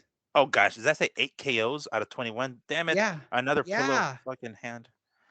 Damn it, Oscar! What the fuck are you doing with Mungia? Jesus Christ!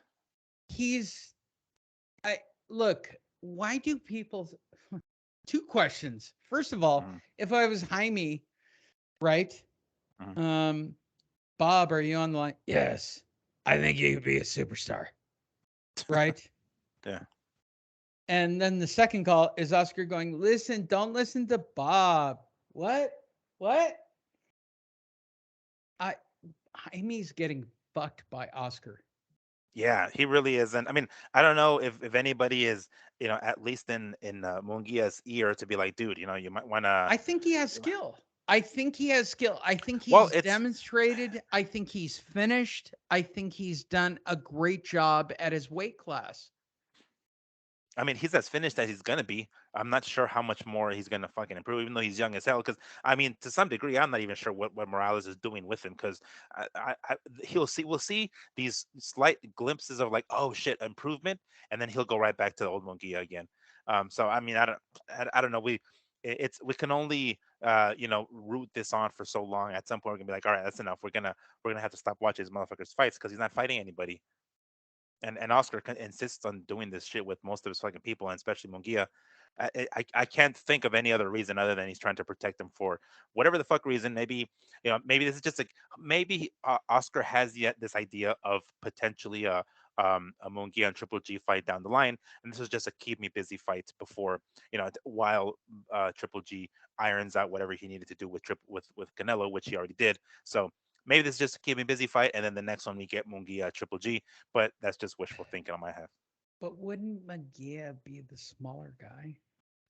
No, no, he's a big motherfucker. I mean, he's the middleweight. He's I he's mean, full fledged against middleweight at this Canelo? point. No, no, no. I'm talking about Triple G. They're gonna throw him in there against Oh Triple G. Is yeah, what I yeah, think. yeah, yeah, That's yeah, what yeah. I'm thinking. Yeah, interesting. And last but not least, the story we refuse to talk about. Uh, Uh, this is why I hate boxing. Why, why, why, why, why, why? And by the way, this is the 28th. We're on the 30th. Why? Coppinger says it's signed. It's all signed. But Tank Davis is the biggest bitch in the history of boxing. I don't think it's Ryan. I literally think it's Tank. Based on everything I've seen, and I've studied this all week for this moment, I think Tank Davis wants no part of Ryan Garcia.